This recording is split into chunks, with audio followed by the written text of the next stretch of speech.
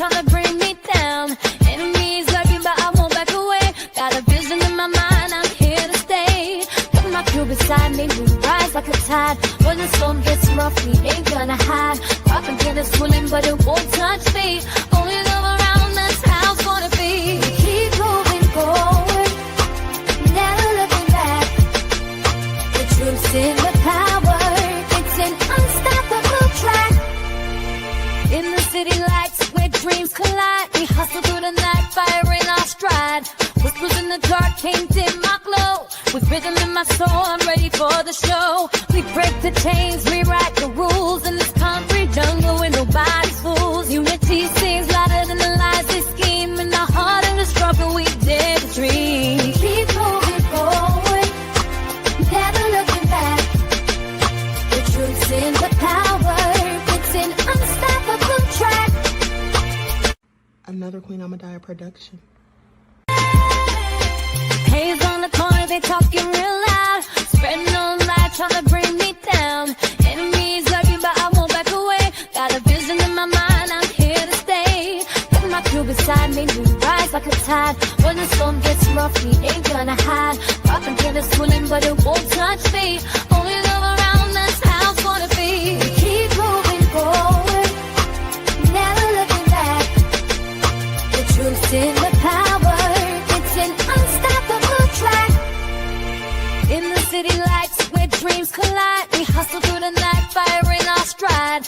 Whispers in the dark can't dim my glow. With rhythm in my soul, I'm ready for the show. We break the chains, rewrite the rules in this concrete jungle where nobody's fools. Unity sings louder than the lies they scheme. In our heart and the struggle, we dare to dream. We keep moving forward, never looking back.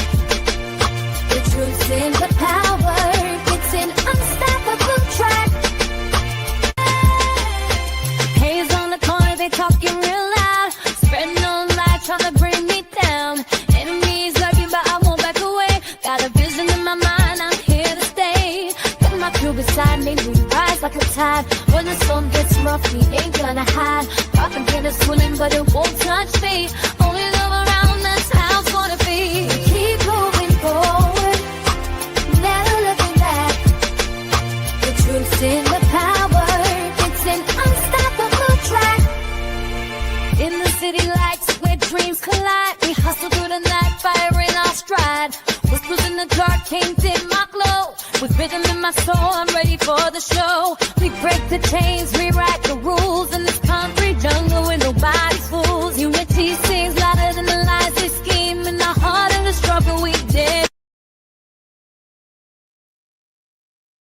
All right, hello everyone. Thanks for tuning back in once again to the original Queen Ahmadiyyah Shakur show. I'm your host, Queen Ahmadiyyah Shakur, and this is your daily vitamin. So as you're coming in, please feel free to go ahead and subscribe to the channel if you haven't done so already.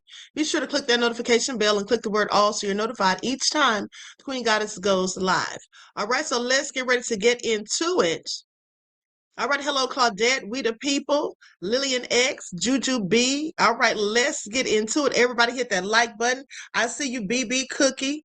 All right, Greta Lee is in the virtual building. Trisha, okay. Gadawan, I hope I said that right. Pretty Wings, Quiet Storm. Okay, Bronze Flat Power God is here. Okay, well, everybody hit the like button and let's get ready to get into it. Flower Lotus, I see you, beloved. Okay, so shout out to all of my loyal worlds and everyone tuned into the Queen, and a big shout out to my moderators for putting in work. Okay, I see you, G from the land, Deronda. Okay, let's get this party started. But before we do, let's have a brief word from my sponsor. I see you, 57 Beige Fox. Let's have a brief word from my sponsor at 12 Tribes. Here we go. Do not buy 12 Tribes on Earth hair growth oil and hair magic elixir unless you want super healthy, gorgeous hair that grows. They have a whole line of amazing hair growth products, including hair growth leave-in conditioner spray, hair growth shampoo, hair growth spray, and hair growth butter. I'm starting to sense a theme here. They include quality natural ingredients. They smell amazing, and you can see the results for yourself. So if you're looking for healthy hair growth for your natural or relaxed hair, try 12 Tribes on Earth today.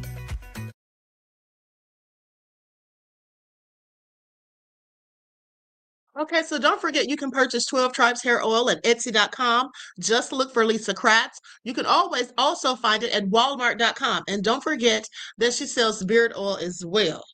Okay, so let's get into the nefariousness of it all. Now, for those of you who missed the morning broadcast, please go back and watch that at your leisure. Okay, important information that you might want to know. Now, first off, let's talk about Diddy. Because, honey, they said that there is a leaked SEX tape with Diddy and Daphne Joy and a male escort, and now 50 Cent has responded to it.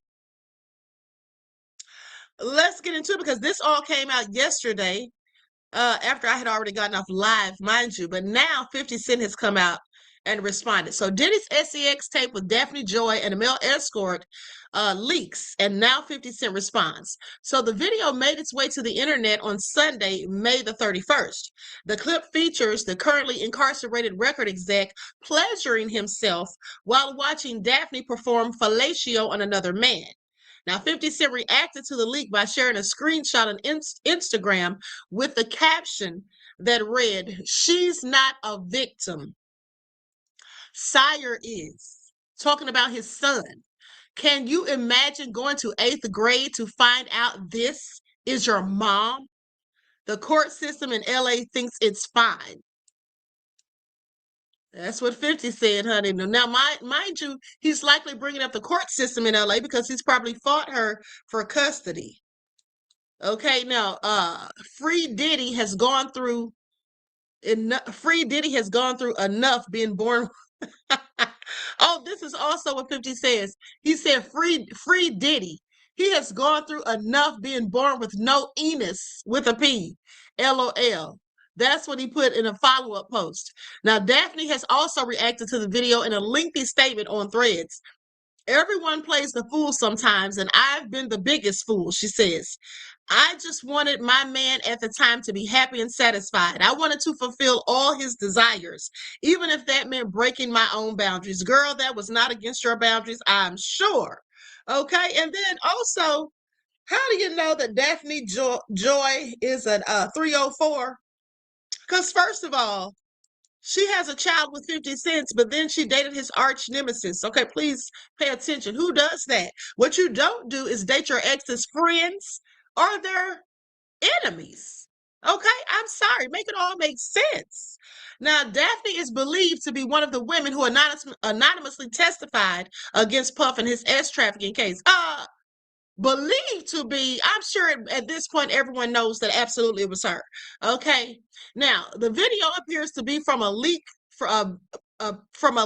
freak off video with a man named Sly Diggler.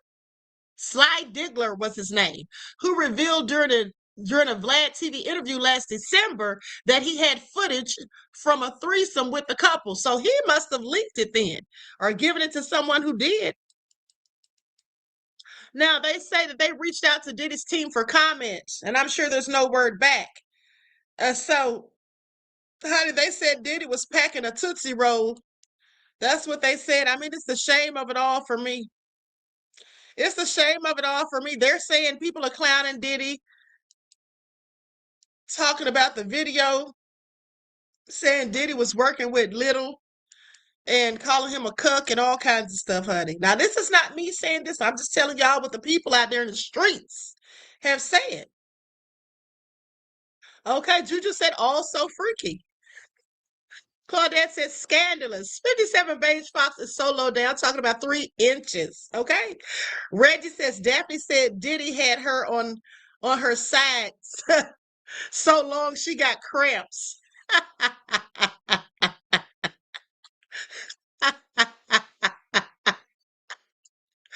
Yeah, you all are nefarious, okay? Lily and X said little old Tootsie Roll. Find it all so interesting. Then Major said, "Queen, I'm going to need to find those pearls again." You can borrow mine, beloved. Okay, I have several pairs. You can borrow mine, honey. It's all crazy. Okay, I'm going to have to put on mine so I can clutch them too, honey. Please pay attention. Okay, so anyway, not shrimp dip, says Juju.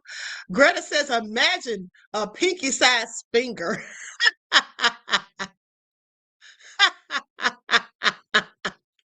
Reggie said, let me see that Tootsie Roll. You all are terrible. Moving right along. Okay, that's enough jokes at Diddy's expense. But let's continue. All right. So listen to where do y'all get a load of this? So now Trump's been out here. Listen, beloveds. Trump's been out here. How do y'all like the thumbnail? That's what I meant to ask y'all. How do y'all like the thumbnail? Y'all see this? The missing poster? It says missing credentials. Have you seen these transcripts, accreditation, honors, integrity? Nowhere to be found. Reputation for sale. Okay, please pay attention. Then it has a fake degree right here, University of Deceit. University of Deceit. And she got her degree in being fake, as y'all can see. Honey, I went all out with this one. Please pay attention. Now, because the lies just keep coming, some people may be wondering, why are they still making videos on this woman? Because the lies keep being exposed. There's more lies where these came from. Okay? Now, with that all being said, before we get into the lies of it all, let's talk about Trump. Because Trump was doing all that he could do, you all. Okay, he was doing all that he could do to try and get his little thugs who insurrected the Capitol, who caused a whole insurrection, trying to get them funds. Well, guess what? Wasn't so easy as he thought, because President Trump says, fine, I'll kill the $1.77 billion slush fund for now. Okay, now he's going ahead and just canceled the whole idea, because you know why?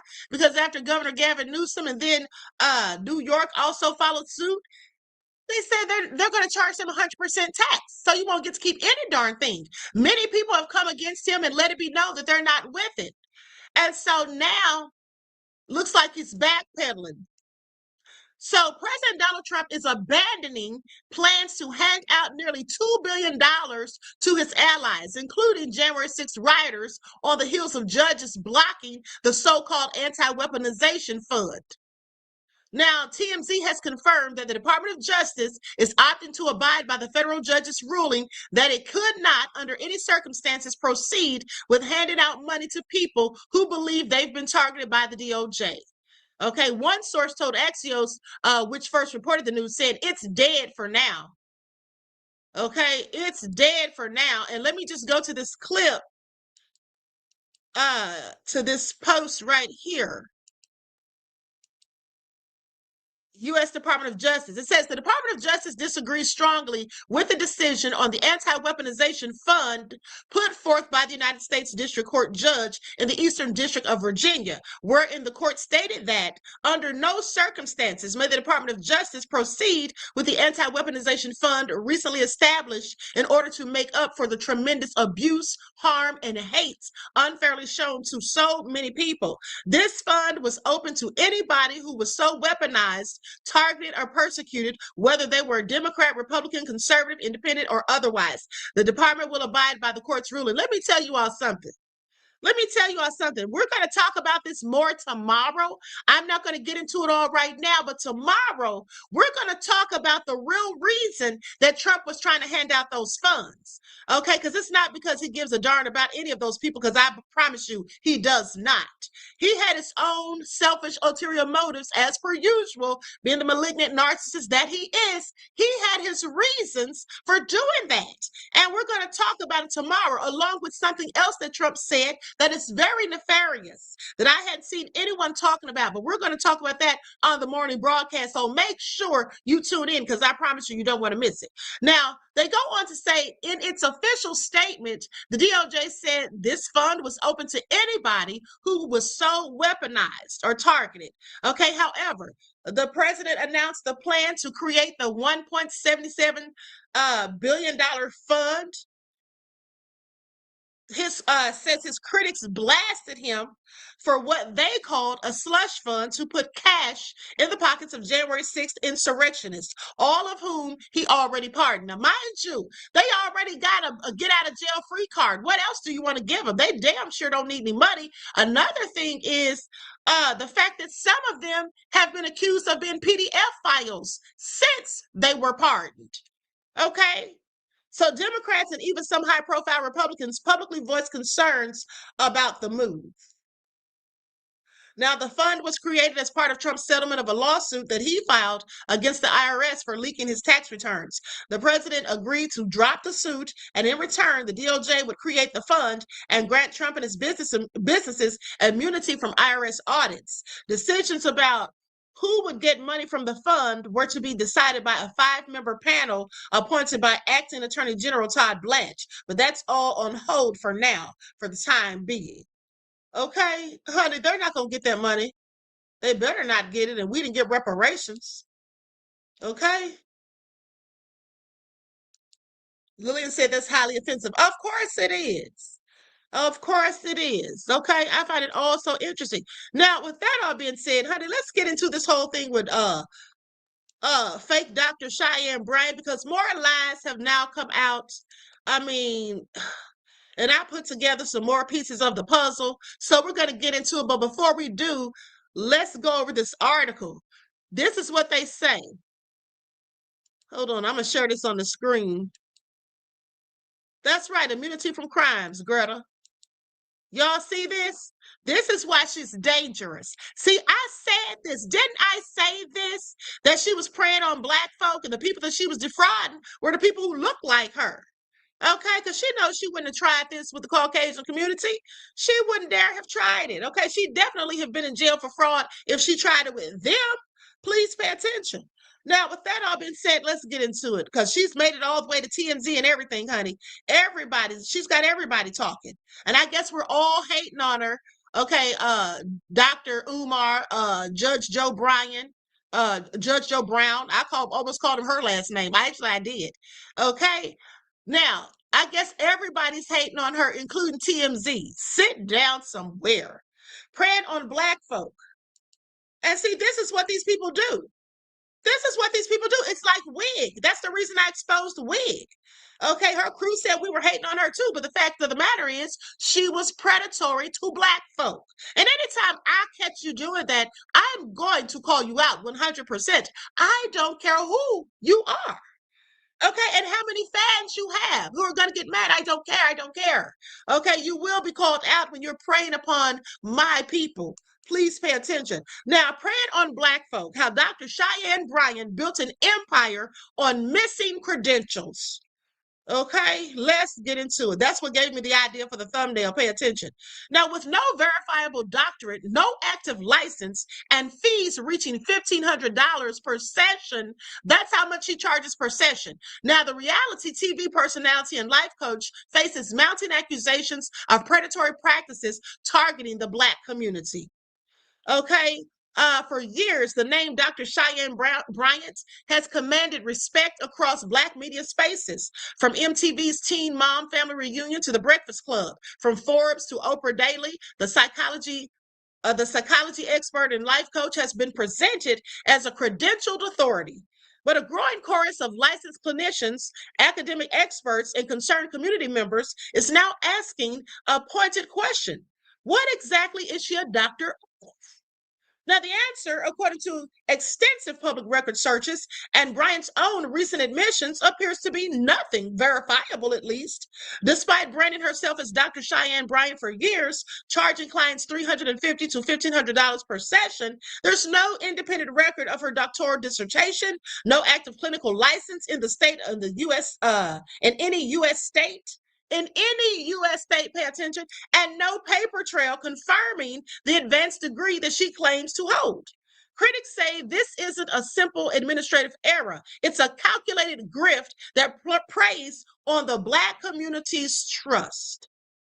Now, the controversy reached a fever pitch in May of 2026 when Bryant sat for interviews with the Breakfast Club and journalist Marissa Mitchell to address what she called the rumor mill.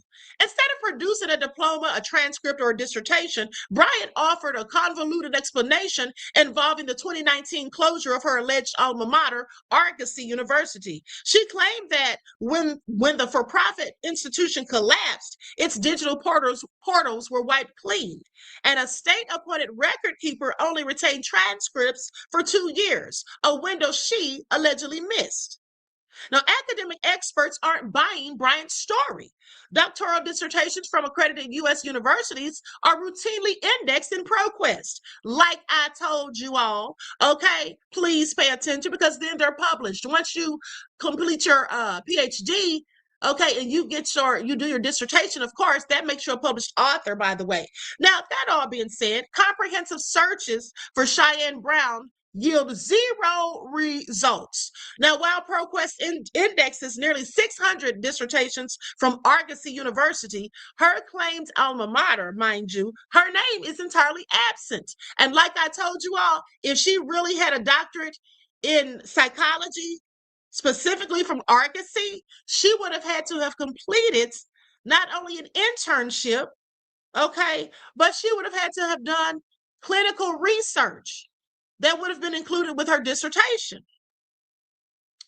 And I already showed you all the receipts from that a week or so ago. Now, with that all being said, let's continue. So, goes on to say that she's not in the database. There's 0 results. And they searched her claimed alma mater and her name was entirely absent. Now, other former Argosy graduates have publicly stated that they easily retrieve their official transcripts through state agencies or platforms like Parchment, directly contradicting Bryant's claim of permanent data loss. Now, perhaps most damning, Bryant has never produced a physical diploma, not even a graduation photograph or a student copy transcript. When pressed for final proof in May of 2026, she told journalists, "My proof is not something I have to give individuals. My obedience is to God, not to people," a statement that many have interpreted as a definite or definitive admission that no documentation exists. And let me just tell you all something. Here's how you know that no documentation exists. Because first and foremost, as much as this lady brags about herself, please pay attention. She brags about herself. She brags about how she was the first Black woman and the youngest Black woman to ever open a store on Melrose. She said she opened 3. Remember, for those of you who missed it, I showed the proof that she did not. That never did she own a store on Melrose, nor was she the youngest, of course, and the first Black. Okay, I showed you who was, and it was not her. Mally C says, "Hi, Queen. YouTube would not let me watch your morning show. It just kept buffering. Thanks for all that you do, love. The sabotage happens once in a while. You know what? They have absolutely been doing shady stuff, honey. That's why the numbers are dropping. And also, like I told you guys days ago, when I look in my studio, when I look at the analytics, it'll say one number for the views, but then something totally different, on the screen. But then even hours later, it still hasn't added up. So I don't know, honey. They just be hating on the poor little old queen. But anyway, thank you, beloved, for letting me know that. And thank you for your contribution to the channel. I appreciate you. Peace, love, and blessings. Okay, so this lady's just lying and talking about her obedience to God and all of that. Okay, so then they contradicted her claims of permanent data loss because they all were able to find theirs, other students. Now, Bryant has stated that she was offered a full financial refund due to Argosy's collapse, but declined it, claiming acceptance would have legally voided her academic credits. However, legal experts note that accepting a refund from a failed program does not automatically erase a legitimately earned doctorate. Didn't I also tell you all that? Nor would it delete a dissertation from ProQuest, an independent database unaffiliated with any single university. Now, while Bryant's credentials remain unverified, her pricing is very real. According to her official website, a standard virtual life coaching session costs $350, and an in-person office visit runs $750. Now, for those wanting Bryant to travel to their location, the fee is $1,500 plus. Okay, and that includes travel expenses. You have to pay, or I'm sorry, the travel expenses is also has to be paid, the fee plus travel expenses. Now, group coaching is $225 per person, and speaking engagements start at $500. These rates sit at the absolute ceiling of both the psychological and coaching markets, so without any of the consumer protections that come with licensed care. Now, a licensed psychologist typically charges $100 to $250 per session.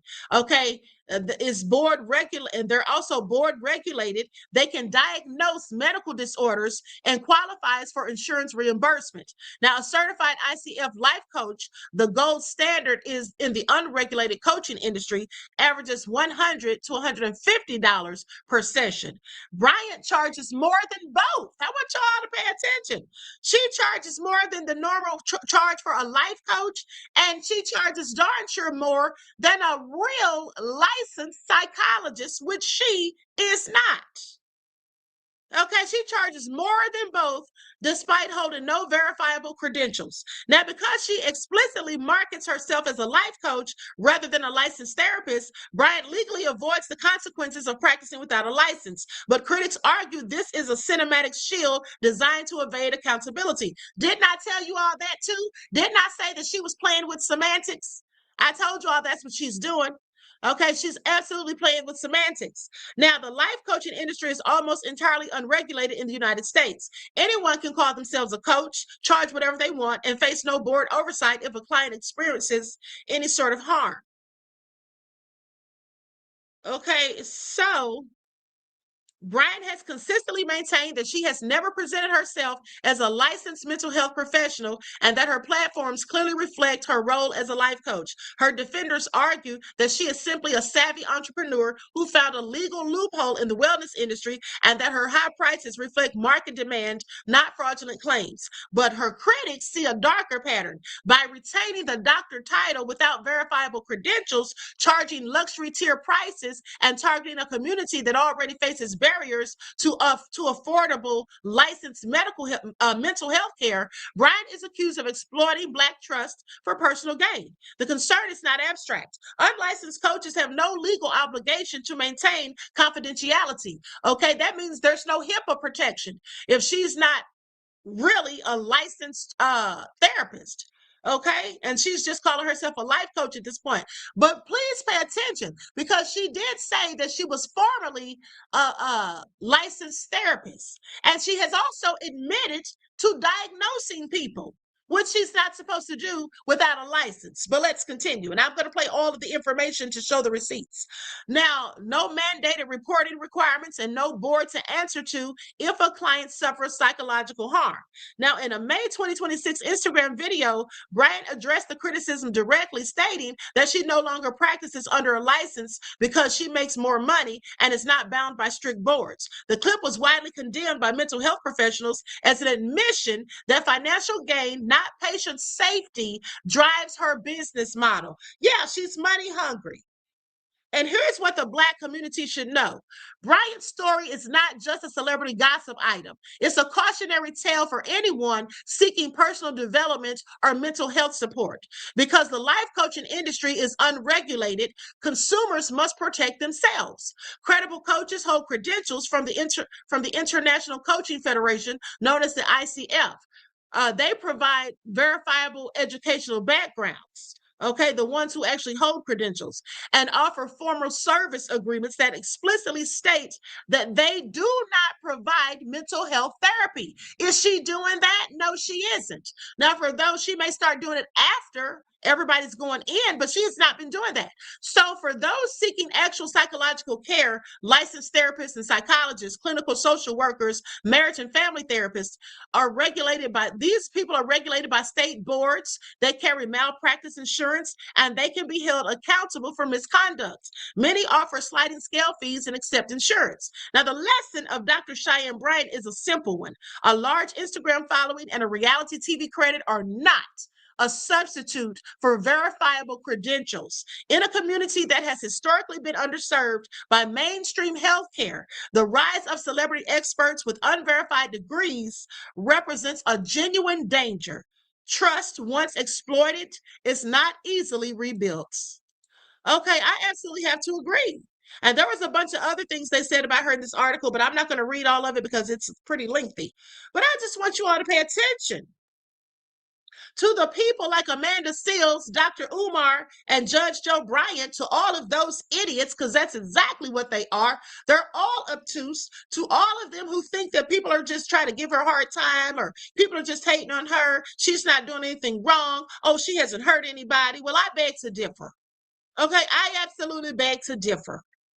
At the end of the day, she should not be sitting up here trying to basically diagnose anyone. Okay?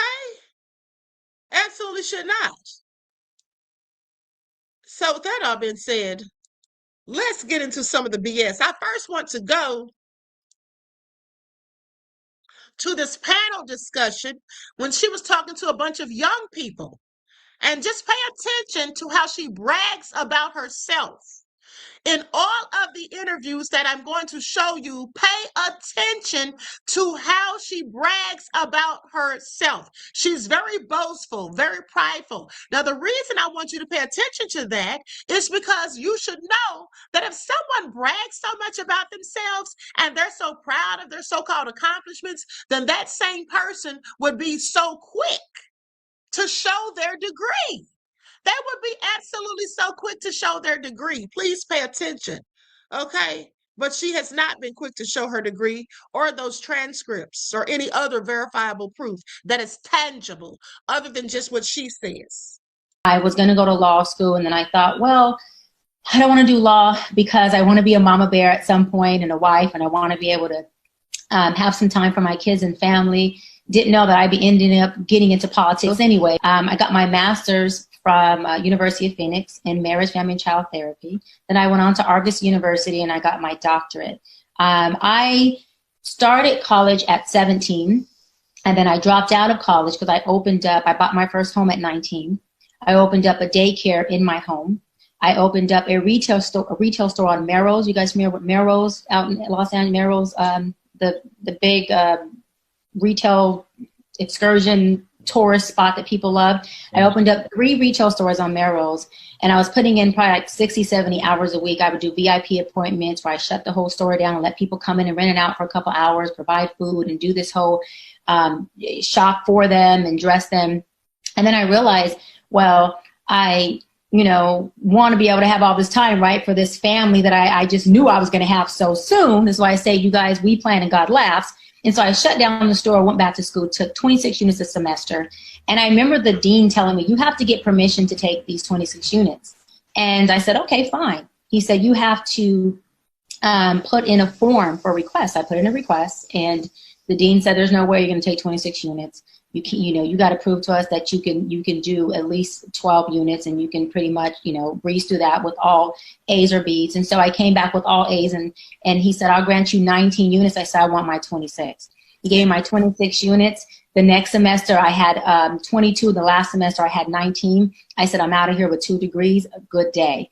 When I went to my master's program, I said, I'm here. I want to double up on everything because I don't have time to waste. And they told me, we don't do double up here. I said, well, then I will not be enrolling into your program. Thank you, Chicago School of Psychology. I'll go elsewhere. I went to Argosy. They said, hey, if you can show you can double up and keep your GPA at a 3.8 or higher, we'll let you do it. And so I breezed through that, and I was able to keep my GPA up. I got done with a 3.5 program, including internship, in 2 years, and went on to my doctorate. Same thing with doctorate. I said, I want to double up. They said, it's a doctorate program. There's no way, and you can't do it. They said, if you can keep your GPA 3.8 or higher, we'll let you. They called me, I think, a year and a half into my academics and said, hey, Cheyenne, because I wasn't Dr. Bryant yet, Cheyenne, you have a 4.1. We want to give you an financial academic scholarship because you have killed the game pretty much in my terms. And I got a scholarship without asking for it because I not only doubled up, but I got a 4.1 in that school. And I say that to say, again, this is the young girl who got kicked out of the whole district, right?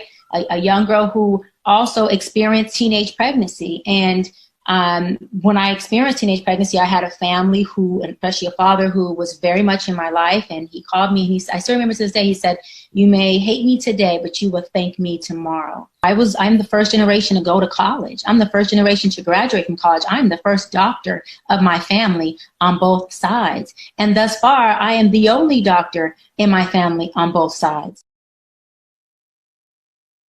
Okay. That was a lot. Okay, so the first thing is, she said she was owning all those stores on Melrose and all of that.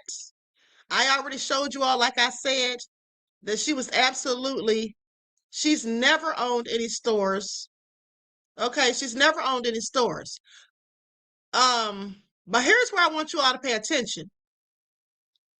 Here's where I want you all to pay attention, because I showed you all that, right?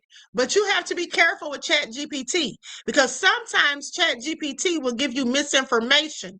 So you have to do more than just look on ChatGPT and Google. So, because let me just show you all what ChatGPT said. Hold on, let me pull this up.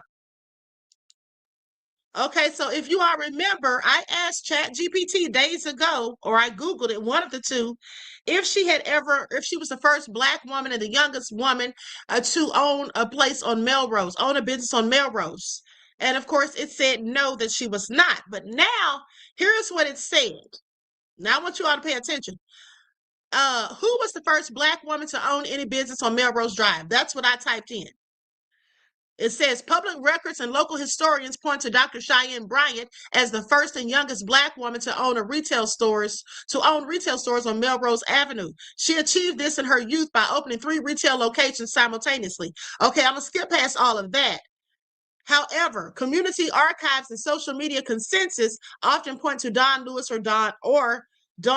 as another early pioneer on Melrose in the 90s, right? Now watch this.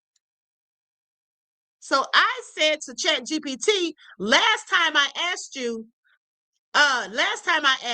you said that she never owned a business there. Now here's what ChatGPT says. You are entirely correct to call that out. And I apologize for the confusing, contradictory responses. The shift in information is due to a very recent podcast interview from late May 2026. Previously, there was no public record or claim connecting her to Melrose Avenue's business. Here is exactly why the answer changed. Now listen to what ChatGPT says. The new claim. In a May 2026 episode of the Dear Future Wifey podcast, Dr. Cheyenne Bryant publicly claimed for the first time that she simultaneously ran 3 retail stores on Melrose Avenue in her youth. She stated she was the first and youngest Black woman to ever own a store on Melrose after paying a French landlord a full year of rent up front. Now, her lie was very detailed. Now, the backlash and skepticism. Because this claim is brand new, it has sparked heavy debate online. Many longtime Los Angeles residents and historians have openly questioned it, pointing out that other Black women, such as actress Dawn Lewis, had well-documented boutiques on Melrose back in the 1990s. Because Dr. Bryant's claim only went viral a few days ago, older data would state that she had no business there, while the latest updates reflect her new viral comments. If you want to dive into the community reactions and fact-checking, you can look, okay, forget all of that. Now, here's what I asked it next. I said, she could be lying. Just because she said it doesn't mean it's true. So then ChatGPT says, you're absolutely right. A verbal claim on a podcast is not the same as verified history, and public skepticism is highly warranted here. Local historians and community members have raised several major red flags regarding her story. There's no public records, no business registries, tax records, and property leases from that era. They do not show her name or business attached to Melrose. The timeline. Melrose Avenue has been a world-famous shopping district for decades. The claim that no Black woman opened a shop there until her recent adulthood contradicts known local history. Now, prior pioneers, they say well-documented businesses like actress Dawn Lewis's boutique in the 1990s directly challenged the first ever claim, that she gave. Without official documentation like a business license or deed, her statements remain an unverified personal claim rather than an established historical fact. Because she's lying, okay? Please pay attention. So I went on to tell ChatGPT how they need to give correct and accurate information, because at the end of the day, somebody could be lying. You can't just go by, what somebody has told you or what somebody said on a podcast. So then I told them to look up verified historical records. And you can see that I did this May the 31st. I did this yesterday. Okay, so, and I just saved it. Okay, so to look up verified historical records for businesses in Los Angeles, including Melrose Avenue, you must rely on official government databases, property deeds, documented city archives, rather than verbal claims. The most accurate, public, and legally recognized methods to verify business history in Los Angeles are outlined below. So then they go on to tell you how you can find out these things, as you can see. Now, right here is the first person who actually had a business, the first Black woman and the youngest woman to have a business on Melrose. It was not Cheyenne Bryant. It says, when looking strictly at verified contemporary journalism and property records rather than hearsay, a few Black women entrepreneurs are formally documented as groundbreakers on Melrose. And she's not documented because she's lying. It says Tira Lyons in 2020, at age 20, she was widely documented by verified press outlets like Travel Noir or Noir for opening her namesake luxury do-rag and apparel storefronts on Melrose Avenue. And then there was Raven, 2025, formerly documented as opening Dope Sugar LA, the very first legally licensed Black woman owned cannabis dispensary storefront on Melrose. Okay, please pay attention. So she's just sitting up her lying. Sitting up her lying to those students and just lying in general. Okay? Now, with that all being said, let's go to another clip. Let's go to another clip from someone else who did a video on her. Now, this person checked to see if, in fact, she ever had a license. And this is an attorney. His name and his channel is called. I'm going to go to a clip from his video. Hold on, I'm waiting for it to cue.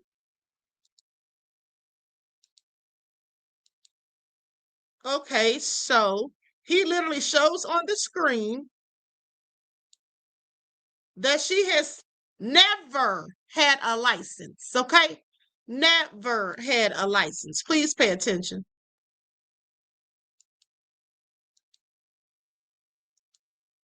Now, there's him looking it up right there. I'm going to put an overlay on this. Let's see here. Let me put a small overlay on here. Something where you all can still, I think you all can still see it. Okay. Now, listen to this. Let's get into it. Purpose in California, your name will show up on this database. So as you see, I've put first name Cheyenne, last name Bryant into the database, and I'll do search. So now let's see if there's a license for a Cheyenne Bryant for psychology. We have Cheyenne Bryant, a nurse, Cheyenne Bryant, another nurse, Cheyenne Bryant, a cosmologist, and then the names change because there are no more Cheyenne Bryants. And as you can see, this is not our Dr. Cheyenne Bryant. And as I said earlier, here is Sharice Bryant. And as you can see, her license was canceled back in August 31st, 2015. So if Dr. Cheyenne Bryant was licensed in the state of California, it would be here. And just so you can see what that would look like, Here is the marriage and family therapist license from Christopher Bryant that expires October 31st, 2026. So you see that if she was licensed at any point in time, it would be here on this database, just like this guy's is. And just to be thorough, what I did was I went to license status for the search for Cheyenne Bryant and put in I want all the canceled, delinquent, suspended, and closed licenses, right? I don't want any of the active licenses. And as you can see, we got licenses from 2015, 2008. There is no license that has been expired or that was ever here for a Cheyenne Bryant in this particular capacity as a therapist. So based on the database from the state of California, it doesn't look like she's ever had a license. But then she goes on to say that she's specifically practicing without a license. Once I became a doctor of psychology, I transitioned from a therapist to a psychology expert in private practice. And so I no longer practice under a license. I'm in private practice. You're making all the money now. That's what I'm saying. And that's what people don't understand, right? So just to educate some folks a little bit, a license is really only needed so you can bill insurance. Well, that's not what the state of California says. It says if you practice without a license, you're committing a criminal offense. Let's go to California law, business and professional code. We're under the section chapter 13, license, marriage, and Now, didn't I tell you all this as well? Didn't I tell you all this as well? Okay? I told you all that she was lying the whole time, and then I showed you on the screen that basically she was just lying about the reason why she didn't want a license. Okay, and that it's illegal if she was calling herself a clinical therapist, which she was, and she didn't have a license because you have to have one regardless. As a matter of fact, you don't even have to have the PhD to be a licensed clinical therapist. I told you all that you can actually have a master's, but you can't work independently. You have to be working under someone. The only way you can work independently, as she claims that she was doing, is to actually have a license. You can't say, oh, wait a minute, I don't want a license because some people don't want their diagnosis on the record. I don't need to file for insurance. I make people pay me in cash. Because you have to have a license, period, honey, if you're calling yourself a clinical therapist, which she absolutely was. Okay, but I'm going to let you all see what he says for those of you who missed it when I showed you all this. And family therapist. We had Article 1, 4980, subsection B, a person should not engage in the practice of marriage and family therapy as defined in section 4982.02 unless the person holds a valid license as a marriage and family therapist pursuant to this chapter. California Business and Professional Code, section 4999.30 says, except as otherwise provided in this chapter, a person shall not practice, advertise the performance of professional clinical counseling services without a license issued by the board. Here's another one of the California laws, section 2903. No person may engage in the practice of psychology or represent themselves out to be a psychologist without a license granted under this chapter. And they actually even define it. Psychotherapy within the meaning of this chapter means the use of psychological methods in a professional relationship to assist a person or persons to acquire greater human effectiveness or to modify feelings, conditions, attitudes, and behaviors that are emotionally, intellectually, and socially ineffectual or maladaptive. And if you're practicing without a license, California clearly makes it a criminal offense. California Business Code, section 2052, says that you can be fined up to $10,000 and in prison for practicing without a license. So now the question is Dr. Bryant still practicing without a license? I no longer practice under a license. I'm in private practice. You're making all the money now. That's what I'm saying. And that's what people don't understand, right? So just to educate some folks a little bit, a license is really only needed so you can bill insurance. The Mediterranean diet is the world's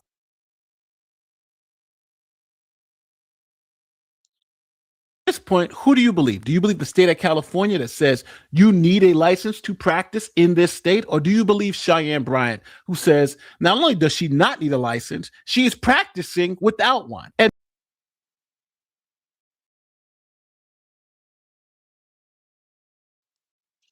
Well, with that all being said, hold on.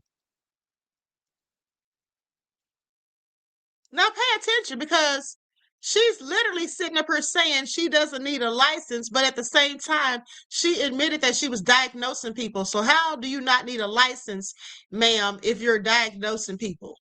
Okay, like that makes no sense. But let's go back to it because let's listen again to what she says about how she doesn't need the license.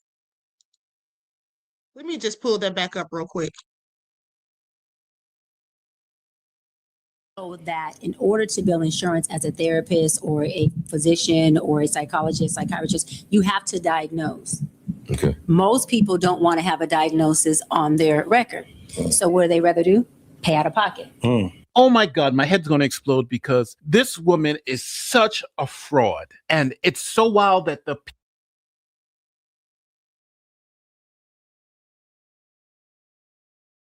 Okay, so you all heard her say that they don't want a diagnosis on their record. So and then she doesn't have a license because she doesn't have to file with insurance. They pay her in cash. So she literally just admitted that she was diagnosing people. And I already told you all she was diagnosing people because she told B. Simone that she had childhood trauma. Okay? So with that all being said, this woman is absolutely dangerous. All right, I don't care what anyone says. She is absolutely dangerous. Okay, but let's keep going because there's more lies than just a little bit. All right, let me take this off the screen. Now let's talk about it because she also said, you all heard her say that she was pregnant as a teenager, that she was a teenage mom. Now, here's the thing. I don't know if you all know this, but she had two abortions. She had one at the age of 14, and then she had one at the age of 16. Let's get into it. Also experienced teenage pregnancy. And when I experienced teenage pregnancy, I had a family who, especially a father who was very much in my life. And he called me. I still remember to this day, he said, "You may hate me today, but you will thank me tomorrow. We will be, we're going in the morning for you to, and in all respect to those who are pro-life, I was a teenager at this time, okay? You are going and we're going to have an abortion. You're not going to have this child. You may hate me now. You'll thank me later." And I remember us going and my mother and grandmother were like, "You can't have an abortion. No way. We'll help you raise it. We'll do anything." And my dad's like, "Heck no." Who kept yours and didn't terminate, that you're bad because you're a statistic. But if we gonna speak real, you are a statistic if you are a little girl from the hood and you end up pregnant as a teenager. That's called teenage pregnancy. Right. And my father allowed me to beat odds that were against me. How did you, were you nervous? Were you not nervous to tell your father that you were pregnant? Well, Feel like because you the apple in his eye. And his little girl that he adores, that he loves so much, is expecting. And it's not the first, one time, okay, baby, that's an accident. Accident can happen, but then it happened again. Were you afraid to tell him? Were you ashamed? What were some of the emotions that you felt as a teenager? I love that question. So my parents, and my father in particular, he's not a shame you type of father. Okay. He's a very, if you love me, I'll love you more.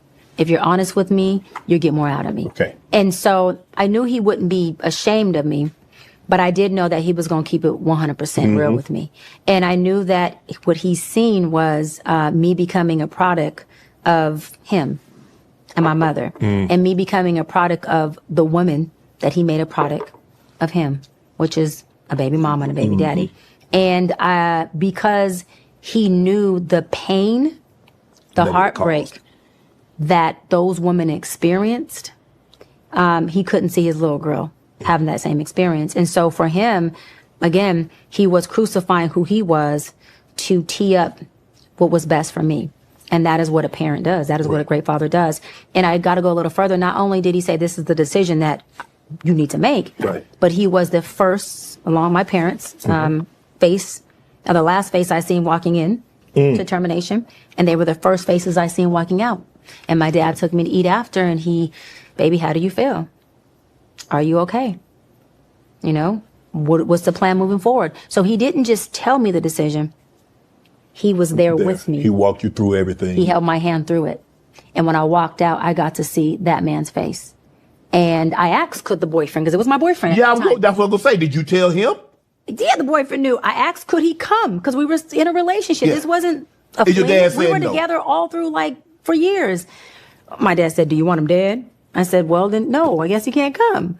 But I had to give that to my dad. I mean, he was a father. He's not trying to be next to this dude who is even touching his daughter's body. So it's one thing to think about it, but now you in here, I got to send you here. Mm-hmm. I already know what he's been doing. Yeah. And my dad, again, we had an open relationship where I can talk to him about anything. And so his support in that is what allows me to be the submissive, loving, trusting woman of you men. And that's why I don't have I'm not going to submit to you. What can you do for me? I love submitting to you. Mm-hmm. And that comes from a little girl who had a father who submitted to me. Right. And through his submission to me, he taught me the value, right, and the beauty of submission. Wow. And had he not did that as a man, I probably would have viewed submission differently. Mm-hmm. And he also would have me do acts for him, like make his plate or make his drink. That taught me how to submit to a man. Right. And when his drink got low, I would watch, as a little girl, I would watch, and I'd be like, Daddy, you want more? And he'd be like, yeah, baby, go on and get me some more. And I knew 2 ice cubes. I knew how much Jack and how much Coke. Right. I knew when his plate got low on food, it was a re-up or a throwaway. There's just things I knew when he was emotionally not in the right place. And he taught me, because being a man in my presence, I knew how to say, Daddy, it's okay if it's financial. We'll be all right. Or is there something you need me to do? So this is why men are so important, man, just in women's life and in their boys' life, because he taught me how to navigate through a man's emotions. Mm. He taught me how to identify when those emotions are off kilter. And he also taught me what he needed to be said as a daughter. And so when my fiance had an issue, my last one, and he just sitting on the couch with ESPN and them top 10 plays, he's yeah, over and over. I sat on the couch right here, literally, and he said, I sat here, and I just put my hand on him. I said, and he ain't look at me. I said, baby, I don't know what it is, but I want you to know, whatever it is, even if it's financial, I'm not leaving you, and I love you, and we'll get through it. And he was looking how you looking, and I'm sitting here, he did this.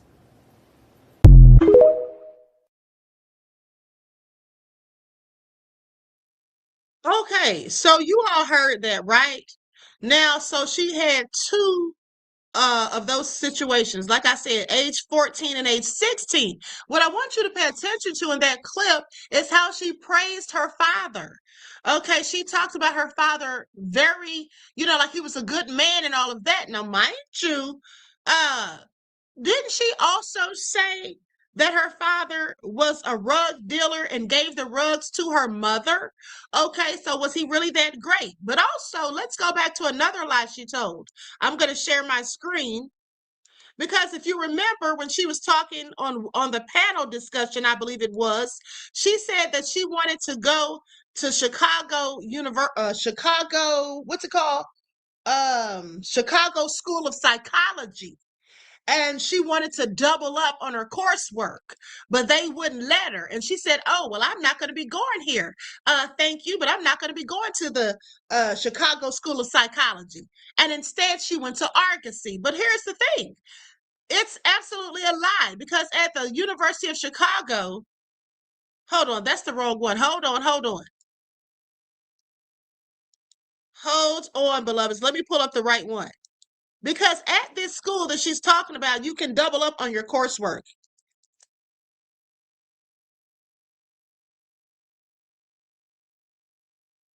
Likes up, everyone, please. Like and share. Thank you in advance.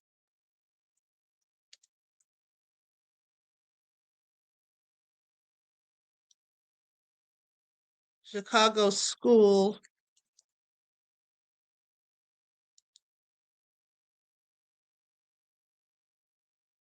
Okay, here it is.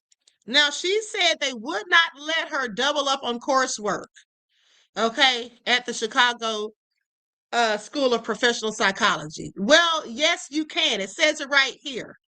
Yes, you can take a course overload or double up on coursework at the Chicago School of Professional Psychology. Okay, but it's highly regulated and not automatically guaranteed. Now, with that all being said, you can do it. Now, here's the thing. You know, you know at these schools where they allow you to do that, like she said she was taking 26 units. I just don't believe that, because you have to get permission to take that many units. And first of all, most people are not going to ask if they can take 26 units. Okay, they're just not going to. That's like 6 to 9 classes. Okay, and then pay attention, because she said at the same time she was taking all of these classes, 26 units, she was running an in-home daycare. She said she had 3 stores on Melrose.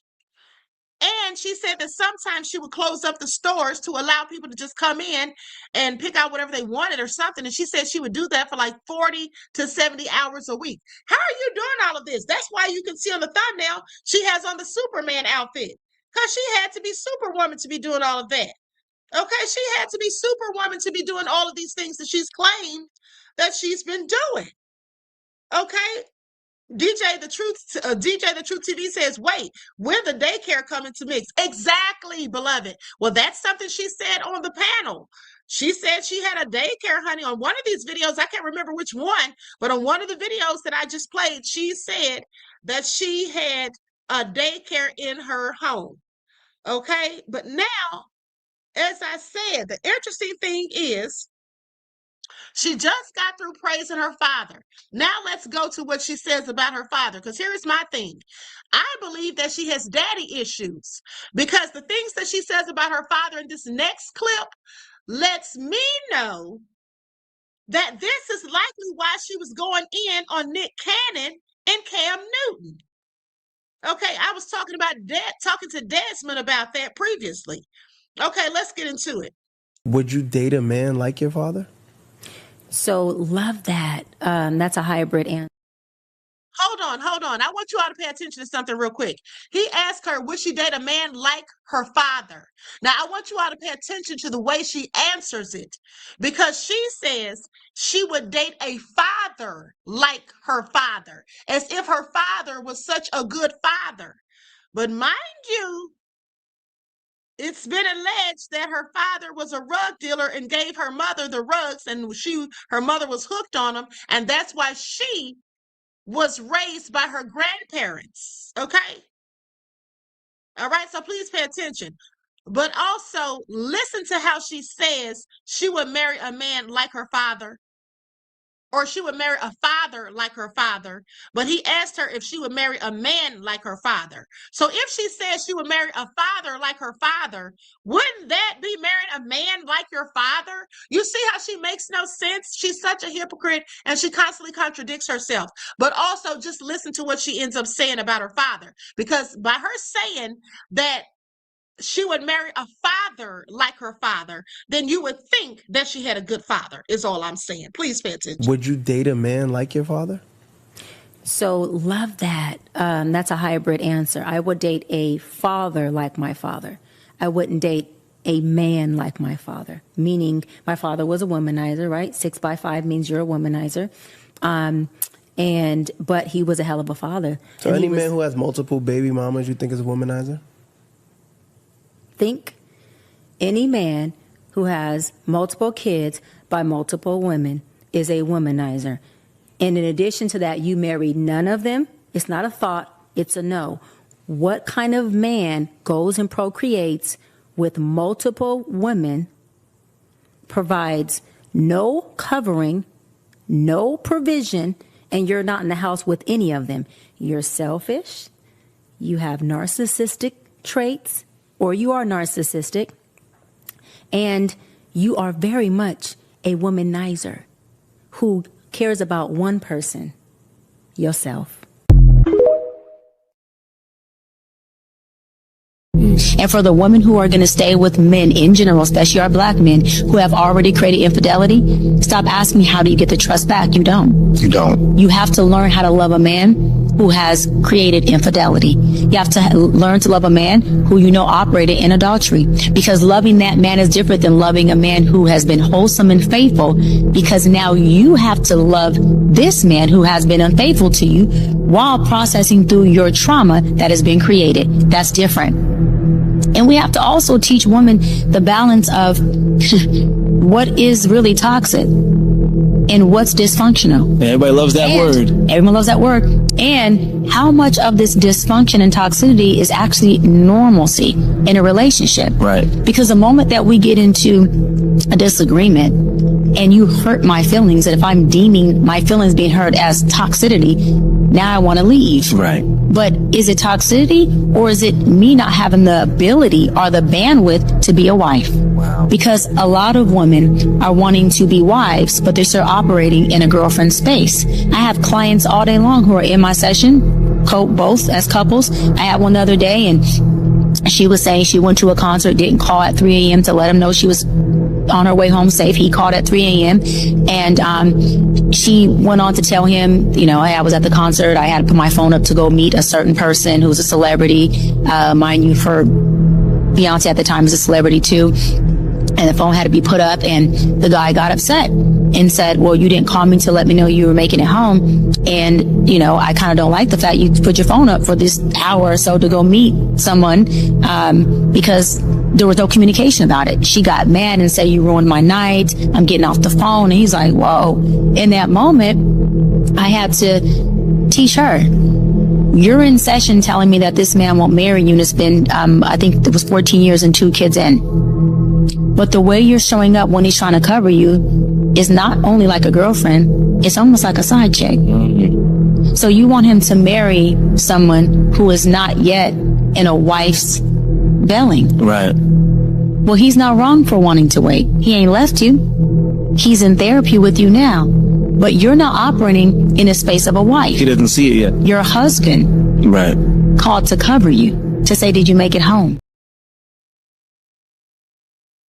Okay, this is a whole lot to unpack. Okay, I may have to go back to that panel video to pick out some more of the lies, because she's told so many lies, I can't even keep them straight. And I'm not even joking. Okay, so now what I want you to pay attention to, you heard her say that she would marry a father like her father. Then she proceeds to say that her father had broken homes, just like she accused Nick Cannon and Cam Newton of doing. That's why she went so hard on them. She clearly has daddy issues, in my opinion. She said that they both were creating broken homes and they weren't married to any of these women. She basically called Cam Newton selfish to his face, saying that he was basically doing what he wanted to do. And then he said, well, I'm trying to wait. And she was like, no, you're not trying to wait because you're having all these kids. Okay, so basically, she sees her father in them, is what it sounds like to me. But the main thing is, how would she sit there and say it makes no sense to say you'll marry a father like your father, but then you talk about your father being a narcissist? Maybe that's why she's a narcissist.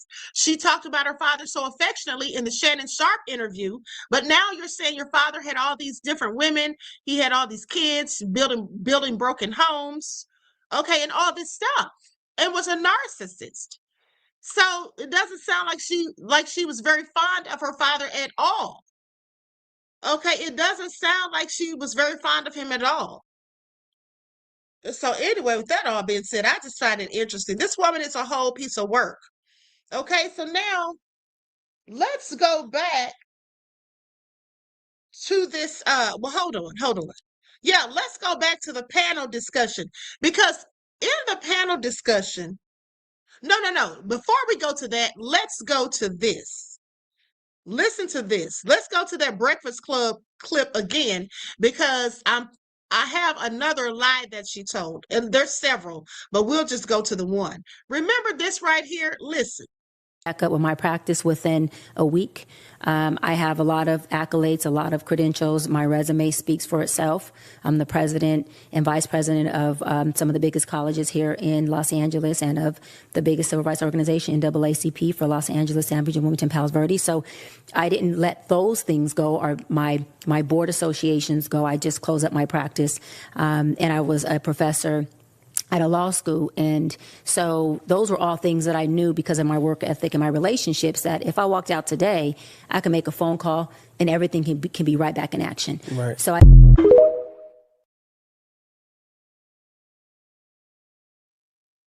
Okay, she was a professor at a law school. She said my resume speaks for itself. I have a lot of accolades. She's very braggadocious, as I said. In every video, she literally brags about herself. Anyone who brags about themselves to that extent is very prideful, as I said, and they would absolutely show you their degrees if they had them. Okay, but now she said she was a professor at a law school. Okay, well, let's go back to what she said on the Breakfast Club. Okay, because I already told you all that was a whole lie.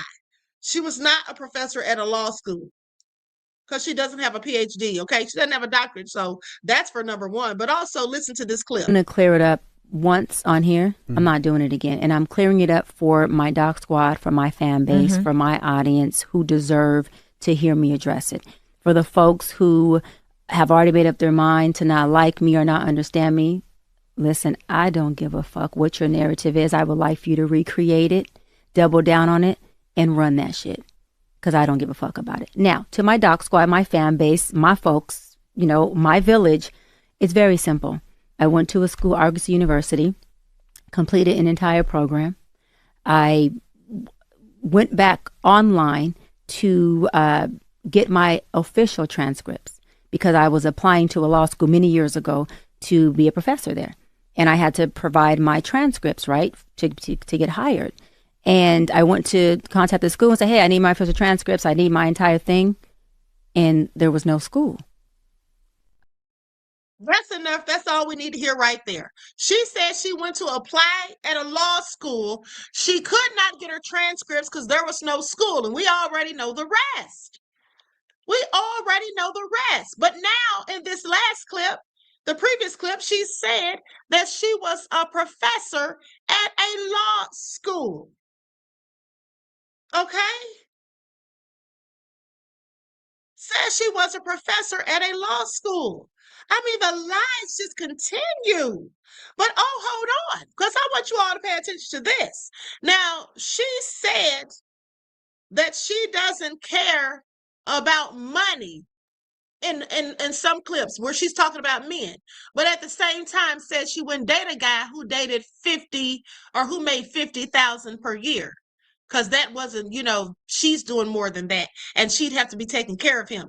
But also, think about how she says these men are womanizers. And even said her father was a womanizer because he had all those different women. Her father had like 6 kids with 5 different women. Okay, so basically, she called her father a womanizer. And she talks about men having broken homes and being womanizers and all of that. Well, you know what? Dr. Umar seems to think, and I have to likely agree with him, but Dr. Umar seems to think that basically she's the same person as Nick Cannon and Cam Newton. Dr. Umar said that he believes that she's just like them. And you know what? Maybe she is. Maybe she is. Because maybe she's just like her father, like Prince said, and When Doves Cry. Okay, maybe she's just like her father. She's never satisfied. Okay, let's get into it. Likes up, everyone, please like and share. I'm going to play Dr. Umar's audio.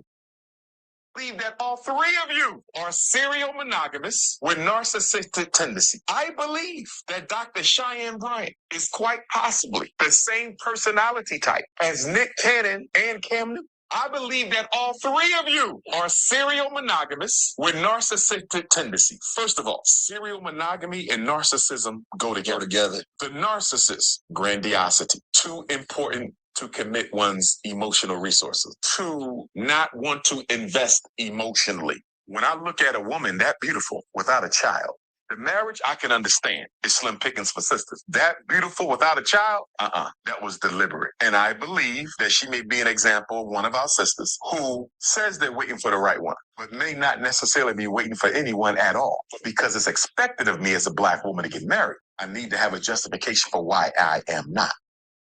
In my opinion, the justification for why she is not married is because she doesn't like men like that. She prefers women. That's just my opinion based on what I've heard. But also, let me say this. She doesn't have any children. Maybe she can't have children.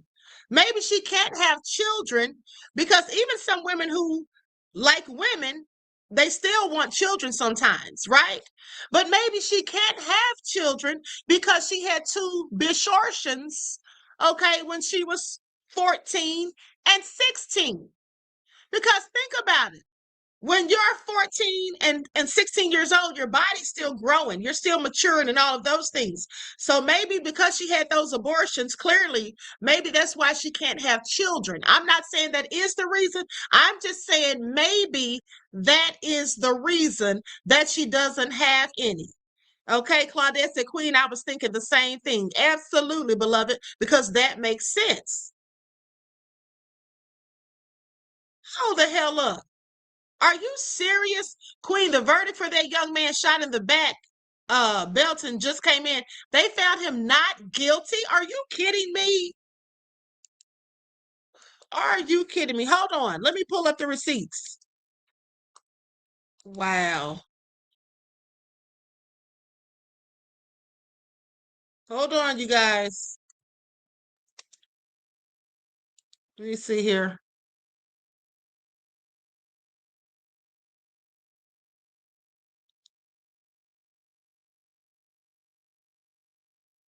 Where did you find that at, beloved? Hold on. I'm still looking. Hold on.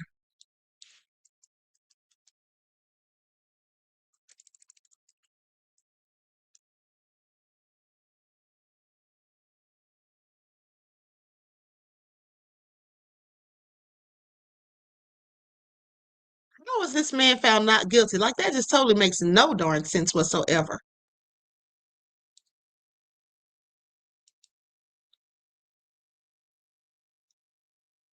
I guess to them,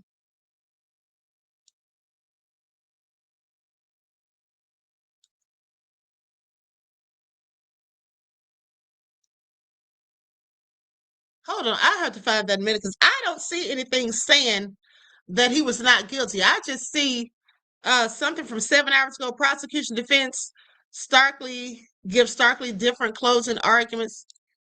Hold on, let me check one more thing.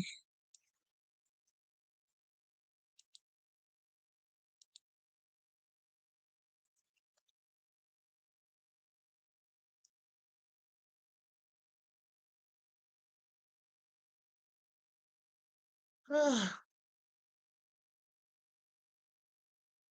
has not been found not guilty. Stop giving me fake news, beloved. It says, as of today, there has not been a not guilty verdict. The latest reports indicate the jury began deliberating today. No, that's not true, beloved, but thank you for trying. Okay? It's not. It's saying that didn't happen. It's saying that didn't happen. They just started deliberating today. Okay, so let's continue. Now, with that all being said, let's get back into the lies of it all. You said they just showed it live. Well, send me the video, whatever you saw it on. Please send it to my email, QueenAhmadiyyah@gmail.com. Okay, because I don't have time to look. Just send it to my email and then I'll show it. Thank you, beloved. Okay, so now with that all being said, she said that the men dating all these different women and having all these baby mamas were womenizers. But she's already admitted that she dates multiple men. And now she was just sitting here talking about there's more good men than good women. She said, I hate to say it, ladies, you know, I fight for you and all of that. But she's basically saying there's more good men than good women at this point. And then talking about these women who are manizers. Isn't that what she said? That men who want all these women are womenizers, but there's manizers too. Well, is she one of them? Because last I checked, I showed you all the video the other day where she absolutely said that she was in fact dating multiple men. But hold on. Not only is she dating multiple men, she's dating younger men. Okay. And probably that's because these older men that are her age and older, they're probably not going to put up with her toxic BS because she's sitting there telling Shannon Sharp, okay, because Shannon has money. Please pay attention. She's sitting up there telling Shannon that she's submissive to men. She's saying that because she knows Shannon likes white women because many people say that white women are more submissive. I want you all to pay attention to the play here. So she came on Cam Newton's show with her boobs out.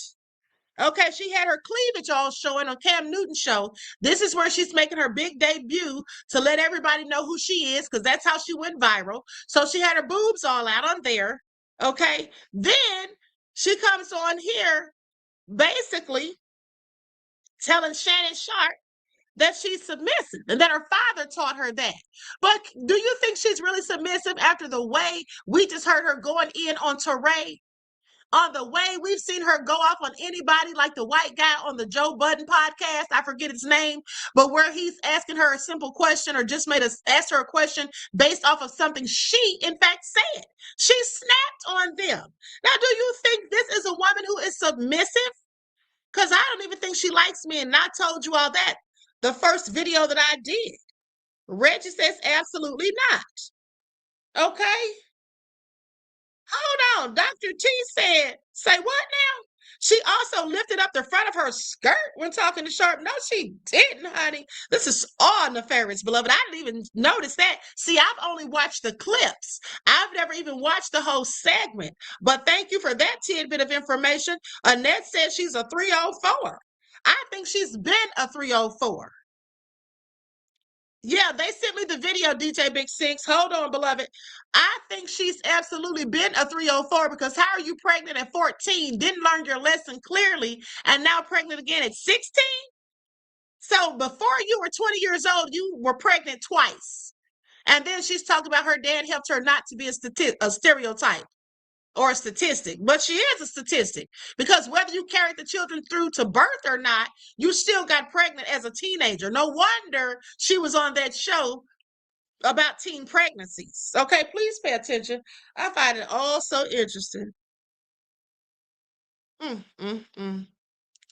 said, Queen, I saw it. I saw it too when she lifted her skirt up, her dress, her skirt. Child, this woman is a whole hot mess. This woman is a whole hot mess, okay? Hold on here. Reggie said, hold on, where did that comment go? Reggie said, that's what I'm saying. She was fast and hot to try, okay? Clearly, beloved. Oh. And then sent her just making up all this stuff, just telling lies. None of it's true. None of it's true. It's BS. They made it up. They lied. Okay, she lied, honey. But anywho, okay, so let's go back to that panel real quick. I was going to go to law school, and then I thought, well, I don't want to do law because I want to be a mama bear at some point and a wife, and I want to be able to have some time for my kids and family.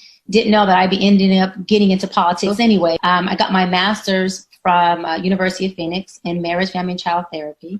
Then I went on to Argus University and I got my doctorate. I started college at 17, and then I dropped out of college because I bought my first home at 19. I opened up a daycare in my home.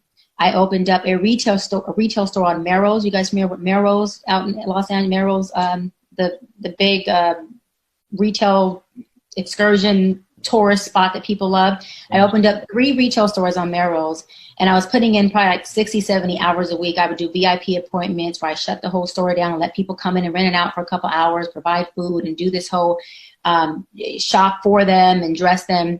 And then I realized, well, I want to be able to have all this time, right, for this family that I just knew I was going to have so soon. That's why I say, you guys, we plan and God laughs.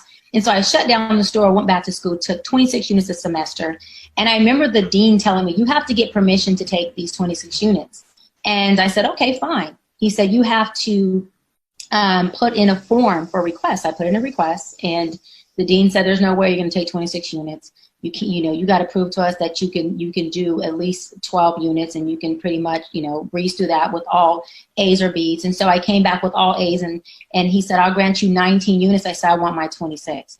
He gave me my 26 units. The next semester I had 22. The last semester I had 19. I said, I'm out of here with 2 degrees. A good day.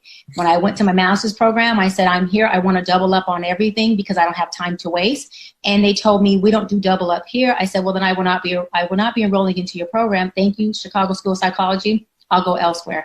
I went to Argosy. They said, hey, if you can show you can double up and keep your GPA at a 3.8 or higher, we'll let you do it.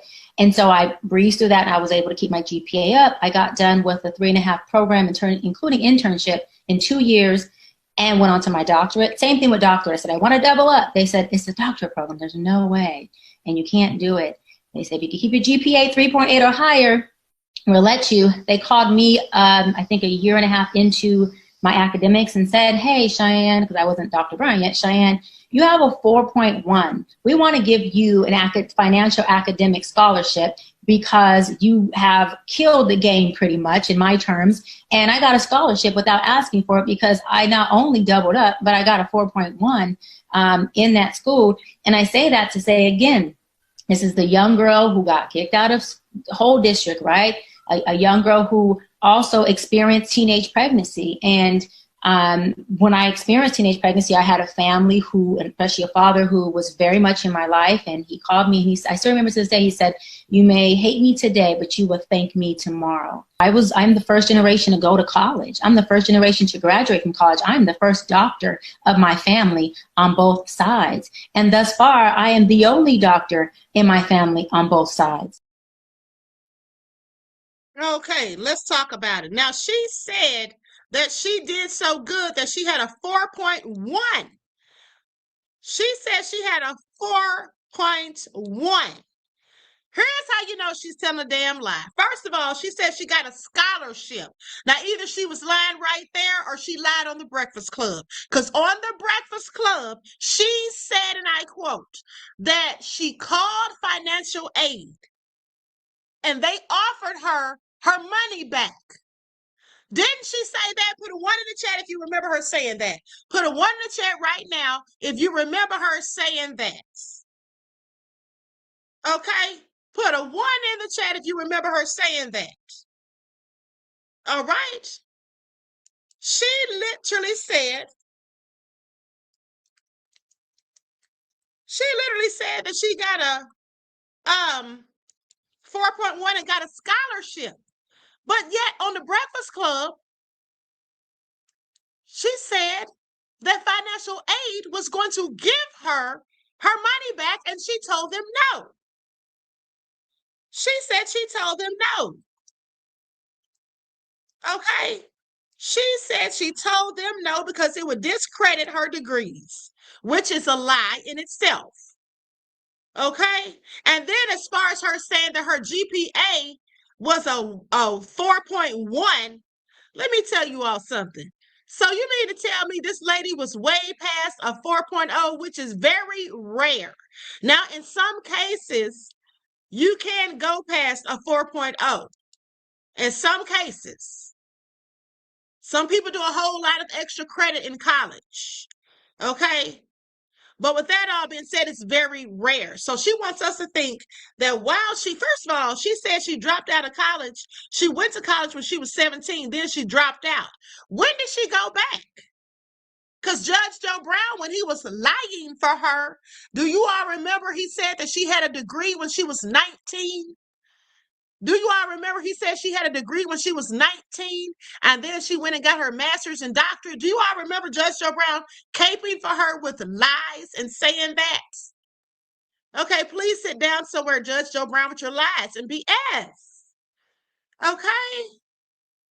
Ashkan said, wait, FAFSA was going to give her the money back? As in give her money, she paid it back? Okay, and then they wanted to pay it back. Right, that's what she said, beloved. She said that she called financial aid because she couldn't get her transcripts because she needed them because she applied to go to law college to be a professor of law. That's what she said. She wanted to teach law school, wanted to be a professor. Also, I'm going to tell you another reason how you know she's lying when she says that she's a president and vice president at some of the top schools, some of the top colleges in California. If that were true, she would have named the colleges. If that were true, she would have named the colleges. But hold on. Speaking of that, I almost forgot to show you all this receipt. In one of the videos, she said that she graduated or that she went to she said she got her Pan-African Studies degree. Hold on. Let me put that back up. Did I play that whole thing? I'm not going to put it back up. But in that video about the panel discussion, I think that's the video where she also said she got her Pan-African Studies degree from California. What was it called? Cal State. That's what she said, right? She said she got it from California State University, Northridge. How many of you remember that? Put a 1 in the chat. How many of you remember that? Put a 1 in the chat. If you don't, I'll play it again. But how many of you remember that she said that she got her Pan-African Studies, a master's? She said she got a master's in Pan-African Studies from California State University, Northridge. You all heard that, right? I don't see any ones in the chat. So you all didn't hear her say that. Okay, I need to pull the video back up then. Are you all saying, hold on. The people putting in twos, you didn't hear her say that. Is that what you're saying?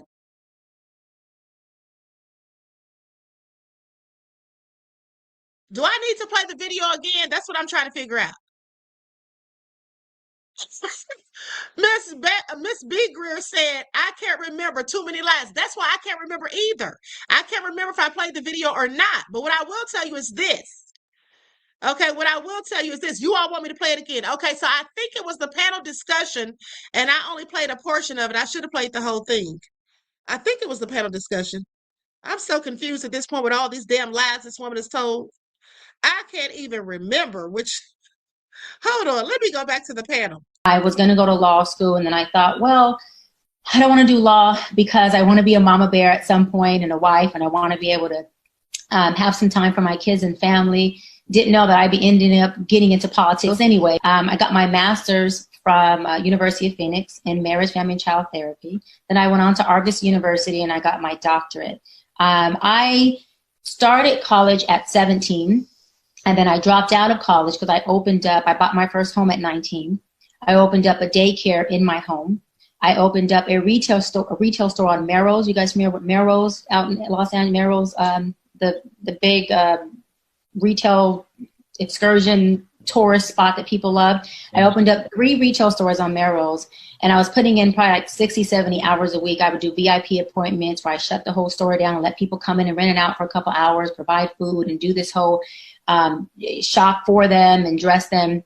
And then I realized, well, I want to be able to have all this time, right, for this family that I just knew I was going to have so soon. That's why I say, you guys, we plan and God laughs. And so I shut down the store, went back to school, took 26 units a semester. And I remember the dean telling me, you have to get permission to take these 26 units. And I said, okay, fine. He said, you have to put in a form for requests. I put in a request, and the dean said, there's no way you're going to take 26 units. You got to prove to us that you can do at least 12 units, and you can pretty much, breeze through that with all A's or B's. And so I came back with all A's, and he said, I'll grant you 19 units. I said, I want my 26.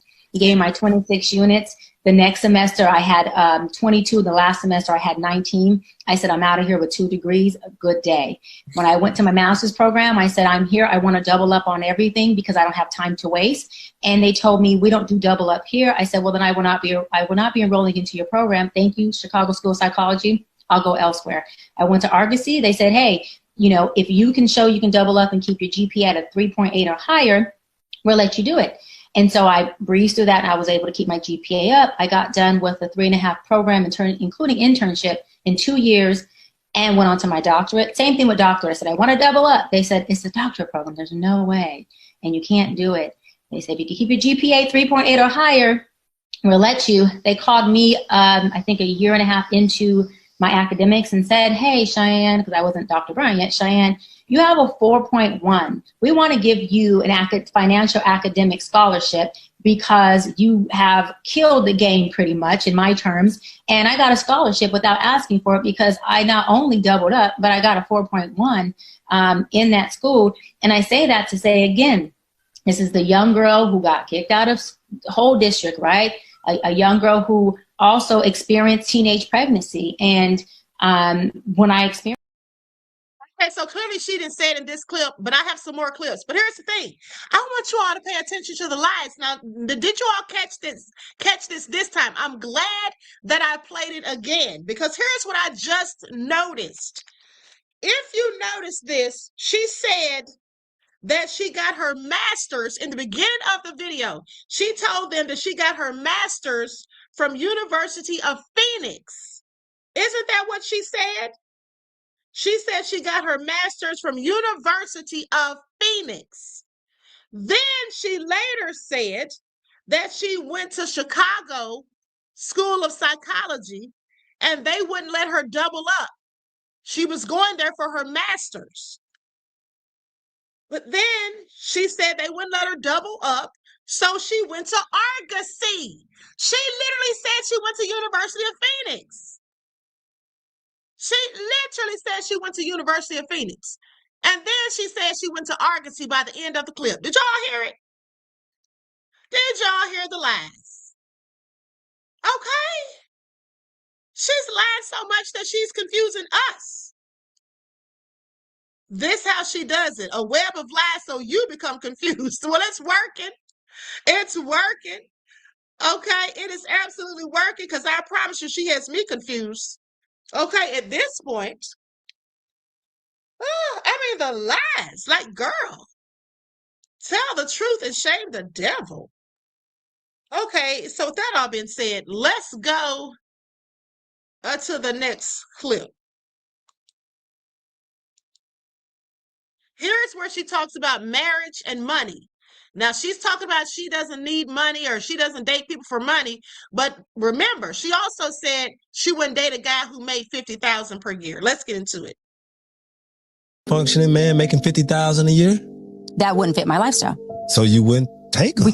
Not because he makes 50,000. Well, why? Right? Because he makes 50,000. It's because he makes 50 high functioning. It's not the judgment of the dollar amount. What is it's it? because of where I'm at in my lifestyle. So it wouldn't be equally yoked. And so if I got with a man who was making $50,000, I would be the breadwinner and I would be taking full care of him because the lifestyle that I have for myself and my family wouldn't be fair to him because he would come in and he wouldn't even be able to slightly provide. I wouldn't take a man. But what I'm saying is, but it goes further than that because psychologically, that would impair that man. I've yet to meet a man who doesn't want to be able to add or provide when he is saying, I'm ready to be a husband and I'm ready to be a father. Those men who are family men, not street men, family men, they take pride in providing for their wives. Now she tries to flip it. Pay attention. She absolutely would not date a man who's making $50,000 a year, according to her. But now she's trying to flip it so she doesn't look like the gold digger that she clearly is. Okay, that she clearly is. Now she's trying to act like she's doing him a favor. Okay, now she's trying to act like she's doing him a favor. Like Ashkan said, street men. Exactly. So now she's trying to act like she's doing the man a favor because I never met a man, or I don't know any men, not street men, but, men who wouldn't want to take care of their woman. Okay, please pay attention. She's trying to flip it like, oh, I'm doing them a favor because I wouldn't want them to feel insecure. I wouldn't want them to feel emasculated because I make more money than them. No, don't try to flip it around like that's the reason. The reason is because she wants a man with money. Okay, that's why she had her cleavage out when she went to see Cam Newton. That's why she sat there and lied and tried to act like she's so submissive when she was talking to Shannon Sharp because she knows Shannon likes those white women and that they were likely submissive. Okay, let's continue. And so if that man can't provide, that is a direct emasculation on its own. Because what happens is psychologically, when that man cannot provide for a woman of my caliber, it affects him. As his confidence starts to dip, as his self-esteem starts to dip, at that point, a woman starts to lose respect because I can only respect you at the level that you respect yourself. Who's more delusional right now, men or women? Oh, that's a great question. Yeah. Women, y'all know I stand on a mountaintop for you, especially black women. But I got to say this. I meet better men nowadays than I meet women. Wow. And that's just the truth. There are so many men nowadays who are ready to be married, who are ready to be family men, who are standing on principles, who are, really into and relational with the women that they're dating. Right. And I meet a lot of women who want to play the field, who want to be, more of we have womanizers, but we do have women who are manizers. And when you start to look at women who want a man to just perform, right, which goes into the same field as gold digging, that's a woman who is considered a manizer. And so she's talking about herself. Yeah, I got the verdict. We're going to get to that when I'm done. She's talking about herself. Okay, please pay attention. She is absolutely talking about herself. She literally just said on the first clip she wouldn't date a man who makes 50,000. Now all of a sudden she's calling other women gold diggers, okay, and acting like they're after money. This is all crazy. Unfortunately, I meet a lot more, men who are like, Doc, I'm ready to get married, or, I'm ready for the next step, and women who either are not there yet, or they're saying they're there yet, but the behavior that they're exhibiting and their inability to be able to nest in a man and allow him to lead her is not allowing the relationship to really take the course that the man. It's okay. Do you feel like today men are being judged off their income or their character? Oh, I mean, performance. We know that societal construct says that if you don't perform, then you ain't shit. Trash. Right? That's way about good, though. Right? No, it's not good. And that's where this dollar amount thing to me is stupid. Got it. Because let me tell you something. If you performing, right? Dollar amount is stupid to her. But yet, she's the same person who wouldn't date somebody that made 50K. Let's continue. And you making money and you're performing, meaning you're making money and you are a faithful, loving family man. And I'm in love with you. You said, like, literally, there's been 4 times that you almost went down the altar. I almost went down. Yeah. Why hasn't it worked? And whose fault is it? Because you've Now listen to this as to why she's not been married. been talking about accountability. You've been talking about high functioning, and you literally told me in my situation, because of the type of high functioning and low functioning people I'm choosing. Yep. Why hasn't it worked for you? For the first few, I was low functioning and I was still in my healing journey. And so I law of attracted low functioning. That happened all 4 or just the first? The first, I would say like the first 2 or 3. 2. Definitely Okay. low functioning of myself. How were you low functioning that found things that where you thought this was your match, this was your person, and then it still didn't go through because you were low functioning? I take accountability. It was my fault because I knew all of them were not my person. And so this is why I say it's not their fault, because these men wasn't no infidelity. They weren't beating on me. I attract good men, but I wasn't in the space of being ready to marry them. But I needed them to be good for me, Nick, because I needed something good to be reflected on me for my healing journey. So she was a manizer. Is that what she's saying? Okay, Mr. Elevation said you're still low functioning. Okay, exactly. Were you on prenups? You good with a prenup? Me giving it or me signing it? Both. You got assets you want to protect. I'm not signing a prenup. You not? No. Now, will I have one drafted? Maybe. But I'm She's not signing a prenup. not signing one. Why? Well, why would I? I mean, I just think, look, even before I used to tell my homeboys, I say, y'all got a prenup. They say, Sharp, we ain't got nothing. I say, so when you leave, you keep all your nothing. You don't want half of your nothing. So, I mean, look, I get it. If we we get to a relationship, okay, I got X. We get to we get into this relationship and I get YZ. Okay, I'm cool with that. But you're not finna get X. I had X before I met you. So a prenup that would be appropriate for me would be a prenup that lines out. If I stepped out and performed infidelity, this is the amount that will be paid out. And it's not going to be pennies. Okay. If we were to divorce. It's not about to be pennies, she said. She wants the kind of money that folds, not jiggles.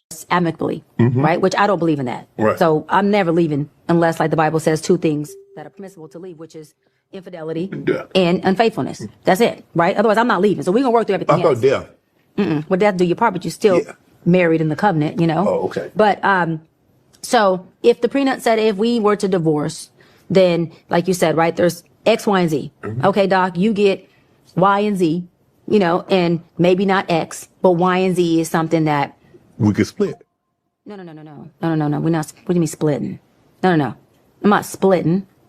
Hello. I'm talking about on the prenup. You gonna be lining out what exactly goes to me being your wife. Right. For sticking by your ass, submitting, loving, making love, not denying, and pouring into you, because I'm going to give you everything I got. I'm going to flip this whole table for you. Everything? Okay? Everything. Okay. And I'm not going to say no unless I don't have the bandwidth for it. Okay. Then it's just that I don't have the capacity. Right. So in that prenup, you're going to draw out, if I cheat, Right. this is the amount that you get. And it's going to be a large ass amount so that my heartbreak don't also feel broken in my pockets. One. Number two, okay, if you got X, Y, and Z, it's going to be lined out that, let's just say X is $20 million right. of a property. I don't mind if you say, hey, then Doc gets 10 million of this one, and then of Z, Doc gonna get her 7 million. But it's gonna be lined out clear on what I'm agreeing to. There will be no prenup that says if we divorce, you get nothing. We don't marry. Okay. I'm not signing up for that. That is, to me, a woman who would sign up for that, I just feel like it's not that she's in it for love. I feel like she's been misguided. Okay. And again, I had a father. So my dad would turn in his grave if I signed up for that. And he would turn in his grave if I didn't get a prenup. Right. So I would have a prenup that said, hey, baby, you know, this is my stuff. And I couldn't see a man who is a man's man like you said you are, like my father was, who would have a problem with signing a prenup with me that said, I built all this. This is mine. I just don't see a man's man wanting that from me or from a woman, per se. I just don't see that. I see now a different kind of man. Right. You know, maybe saying I want, but who? No, I wouldn't marry that type of guy. Okay, so I find that all very interesting. Clearly, she's full of crap. Okay, please pay attention. She says she can't see a man's man. Now, basically throwing shade at Shannon because Shannon clearly said that he would have a prenup. Okay, clearly said he would have a prenup, but she wants to have a prenup for her items, but she doesn't want to sign one. Okay, that's why she's single. And you're about to find out in a minute why she dates younger men. But hold on. Now, here's the thing. She got called out by another college, too. Let's get into it. Here's the thing right here. I'm going to her biography. I pulled this up for you all last time, but we're going to look at it again to catch her in another life. So right here, it says, Dr. Bryant attended Cal State University of Northridge at the age of 17. While there, she obtained a double degree in psychology and Pan-African studies. All right, y'all heard that, right? Now watch this. Watch this. She said, Cal State University of Northridge. Well, here's what they have to say. Now, they didn't flat out call her a liar, but here's what they said. Check it out. This is it right here, Cal State University Northridge, CSUN. They said Cheyenne Bryant, is there a doctor in the house? Claims she earned the title. That's what they said. Okay, they're literally letting us know that she's full of crap and that she's lying. This is the school right here. Just like Argosy came out and let us know that she was lying. Let us know that you can still get your records and transcripts or whatever. Okay? Y'all see the lies here? But they want us to think everybody's hating. And then here's the thing. Look what they included. They have a link to the TMZ video about her trying to defend herself and calling herself a doctor. And they say, worth noting, her bio states that Cheyenne holds a dual degree in psychology and Pan-African studies from California State University, Northridge. And she decided, they put it in quotation marks, to pursue her doctorate at the now defunct Argosy University. Y'all see that? Not the schools calling her ass out. I find it all so interesting. I find it all so interesting, honey. A lie doesn't care who tells it. Okay?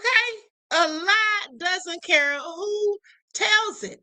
But now let's go to the video where she's talking about how she likes to date younger men and how previously she said she would never date younger men. My ex-fiance is 14 years older than me. So I was the opposite. Yeah. I used to be like, I'll never date a younger dude. Like, oh my God. Because I was so mature. My career happened early. I bought my first house at 19. I mean, let's be real. Okay. She thought like that because she was young and she was able to attract more men. So she didn't think that younger men would ever be a criteria she would ever have to worry about. But this is what happens when you start to get up in age. what am I going to do with a young man, a young boy in my mind? Yeah. But as I got older, here I go talking to God. God said, okay, what if I told you your husband's younger? I'm just like, they've been all younger men. And when I tell you the adjustment, the first time I dated a younger guy, it was challenging for me because I found him less valuable in so many ways because I'm like, the wisdom's not there, the experience. And then my patience, I used to say, listen. You see that? The wisdom and the experience. They see younger men as immature and incapable. So they're more attracted to older men for the exact same reasons that she just laid out. If you want me to stay, meaning like if we're at his house having a good time, if you want me to stay, you're going to have to relax, meaning emotionally, right? Like, no, see, but I would say as a grown woman. You said relax. Meaning like you're going to have to get some control over your emotions in the sense of feeling a certain way for me or not being able to engage in a conversation without being inflamed. Okay. Right? Because, when you're young, you don't have the gauge. You're just emotional and you're reacting. You see that? So she's admitting that younger men are immature. That's how older women see younger men. They see them as immature. And you're just in love or I'm leaving. But if you want me here, I want to be here. But we have to have a certain environment. So there goes that patience. That was 6 years ago. Now come current day, even the guys I date now, I'm not exclusive. I'm still single, but one of the guys I date we talked about, that happens to be younger. And I have a better understanding of the patient. So when certain things happen. So we have to bear in mind, she's entertaining young men because they're the only type of men that will put up with this behavior. They're the only type of men that will be a part of her roster because younger men are more desperate for box. And, women that are established, they're going to be seeking these type of women for their resources. That's what younger men do. I go back into my conversation with self and God and I go, oh, okay, that's the patience part. And God goes, that's it, baby. That's it. I say, oh, okay, I had to maybe act. But to his defense, he is actually, knock on wood, thus far has been very mature in a lot of ways. But I still make sure I remind myself, okay, this guy is still younger and I have to have that patience. And I say, would I rather have patience with a younger man or would I want to deal with my spirit constantly uneasy because I'm going against my values because this man is amazing, but he has kids. You see that? So she's hit the wall. These type of women have hit the wall and they're in a situation where it's like now they never produce kids. She never produced kids, and women in her position that never produce kids, they still want that fantasy dream. They still want that fantasy relationship where you're the one that gives birth for the first time to a man that's never had kids, and you both have a mutually new family. Right? But she's up in age. She's 43 years old. So now the men that are her age and older generally making the type of money she's making or more because those are the only type of men in her age demographic that she's going to be attracted to or ever give a chance because she is more successful in her own right than the men that are really going to be attracted to her. So it makes her options even less. Now, those men that are making that type of money and more, they have more options than her. So they're not interested in her. She's 43 years old. These men already have kids and they're not even really going to give her that type of option to create a family and be married. So she's stuck dating and entertaining men that are a decade younger than her. Welcome to the wall. My ex-fiance's.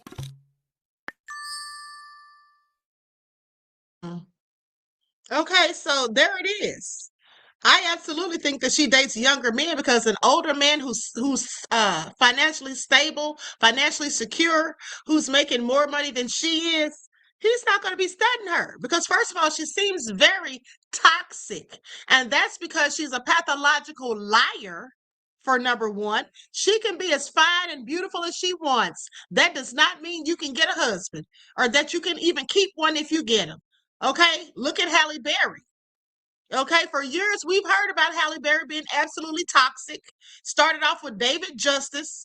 Okay, so with that all being said, and I'm not saying that Halle's anything like her, but I'm just saying that because you're a beautiful woman and you have things going for yourself, does not mean that you're going to get married and just find Mr. Right. Because sometimes these same women may be beautiful on the outside, but ugly on the inside. And that's exactly what she seems. She seems very toxic. It seems like everything that she's telling people, all of the advice and therapy that she's giving people, it seems to me that it's all a projection of herself. And she's not even a good life coach if that's the case, because you cannot base someone else's issues off of your own. Now, you may be able to use what you have gained and experienced to help guide someone, through their issues if you're a life coach, but to just sit there and project everything that you've gone through as to say that's the same thing that's wrong with them, like with Nick Cannon and Cam Newton. She was basically, condemning them because of what her father did. That's what that sounds like. Okay, because of the man that he was. But at the same time, she's sitting here talking about these men who have these broken homes and different women, and they're womanizers. And then she's saying that some of these women are dating all these different men, and they're manizers. And then she's talking about gold diggers. But at the same time, she's talking about she wants a man to make a certain amount of money. But then she says the dollar amount doesn't care. It's performative. And if you're performing, I'm going to stick there beside you. Like, she's all over the place. What it seems to me is that she says what she thinks the person wants to hear or whatever she thinks sounds good at the time, given the situation or the conversation, because she's flip-flopping back and forth. There's many contradictions and a whole lot of hypocrisy going on when she's talking. Okay? That's just what it is, plain as day. Plain as day. And then being called out by these colleges, like, girl. Okay, I'm sorry. No, they didn't come and call her out talking about, is there a doctor in the house? Clearly not. Clearly not. Okay, now with that all been said, let's go to the verdicts in the Rick Chow case. Likes up, everyone, please like and share. Thank you in advance. Hold on, beloveds. Let me just send this to my email. And thank you all for letting me know about this. Hold on.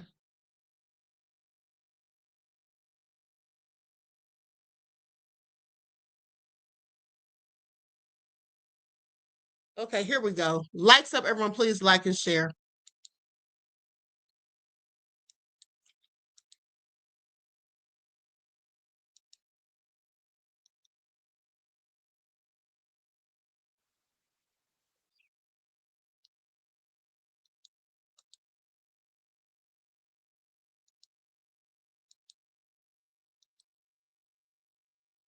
List and sell with.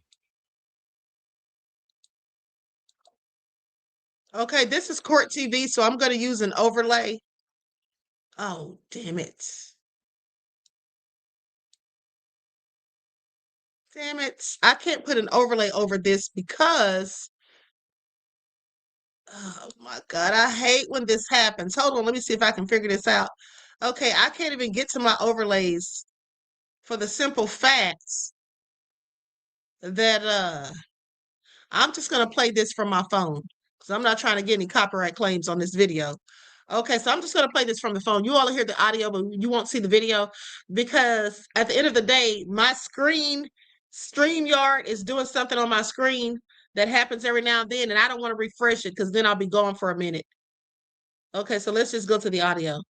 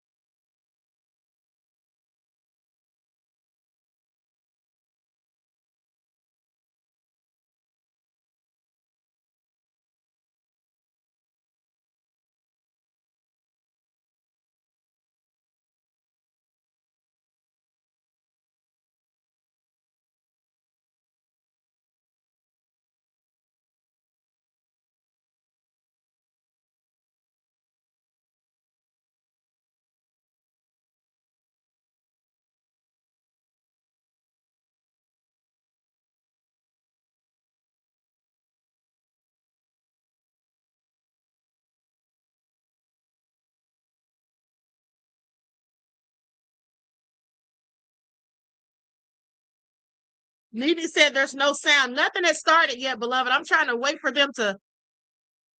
I don't know. This is like an 11-minute video. Okay, so Nessa G sent this to me. You all aren't missing anything because I'm not playing the sound. Okay, I'm trying to get to the. I'm letting the video play, but they haven't gotten to. They're not saying anything yet.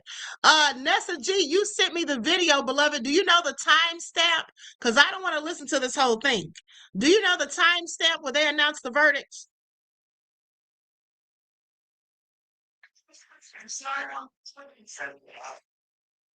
Hold on.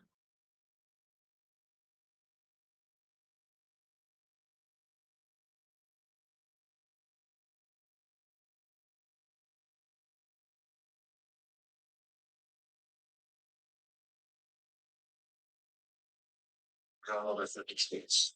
And so it's United States of America. We got to learn since this trial with the extra 51. Here's the state of denial. The state of denial is where that man lives because he's denying what he did is wrong. He's denying that he chased and killed that young child, Spotlight Hilton. He never pointed a gun at him. The witnesses tell you so. His son, who's got every motive, every reason to twist it around in order to protect his father. Denial that you, the jury, believe or will believe that what he did is wrong. Denial that at the end of the day, Hold on, can you all hear it now? Can you all hear it now? Once in the chat if you can hear it. Once in the chat if you can hear it. Let me know. Because some people are saying they can't hear anything. Okay, you all can hear. Okay, good. it's human life. Or that. So these reasons, the state of South Carolina is asking you to return a verdict guilty. Because Cheyenne Bryant Chow is guilty of murdering Seggs. Guilty. Thank you. Thanks for your time for elected claim on a jury.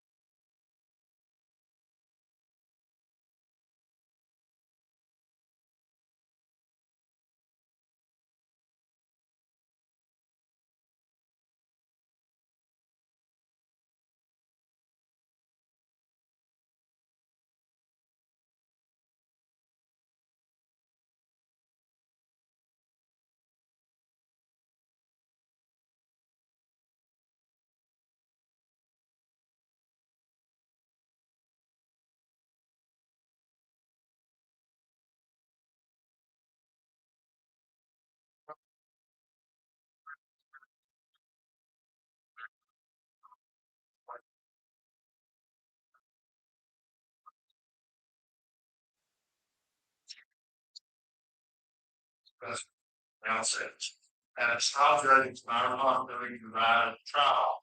It's your responsibility to consider.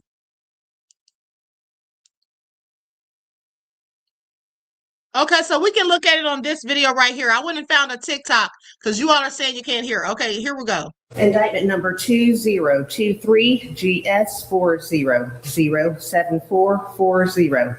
State of South Carolina, County of Richland versus Chike Rick Chow. We, the jury, unanimously find the defendant, Chike Rick Chow, as to the charge of murder, not guilty. Signed number 302, four-person, June the 1st, 2026. Madam Forelady, was this your verdict and the verdict of the entire jury? Yes, ma'am, it was. Thank you. Would you like to poll jury on?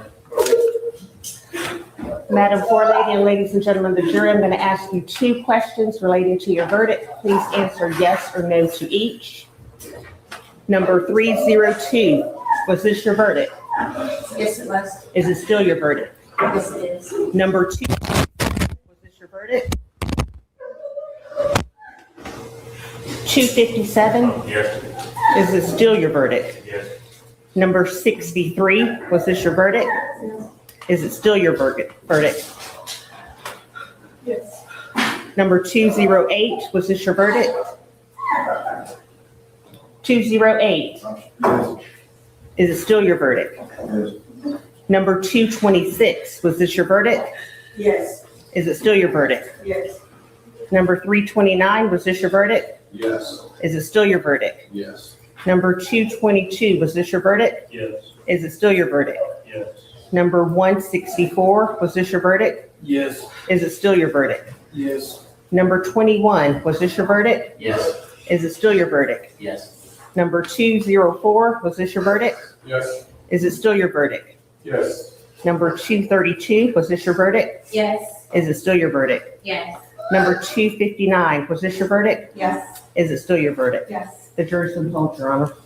Very good. Anything else?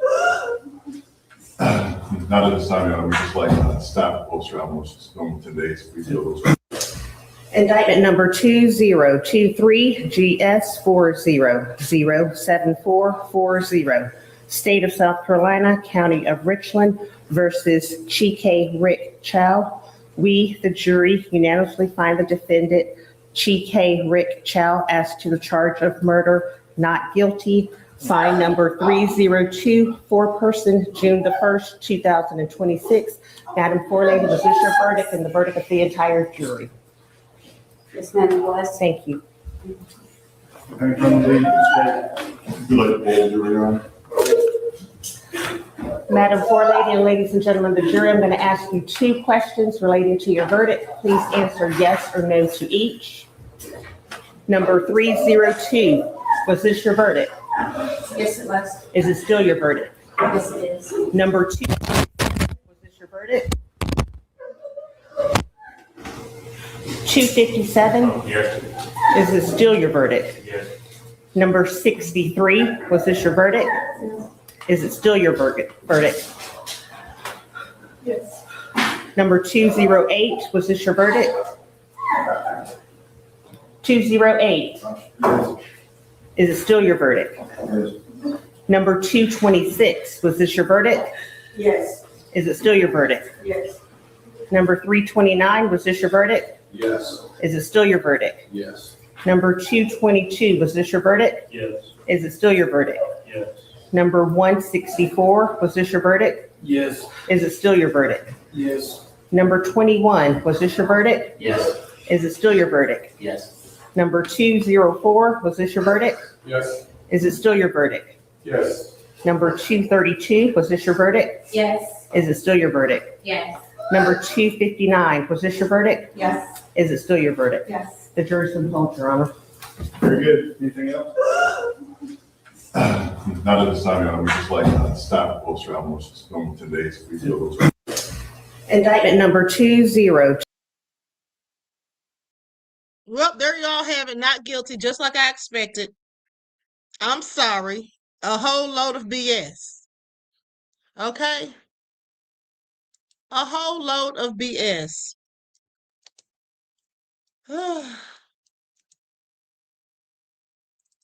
What do y'all have to say about it? I mean, we already know it's not fair, but we already knew that anyway.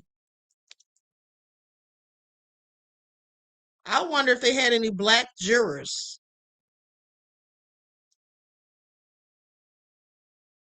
I just find it all interesting. Now I can find it. Now it all comes out.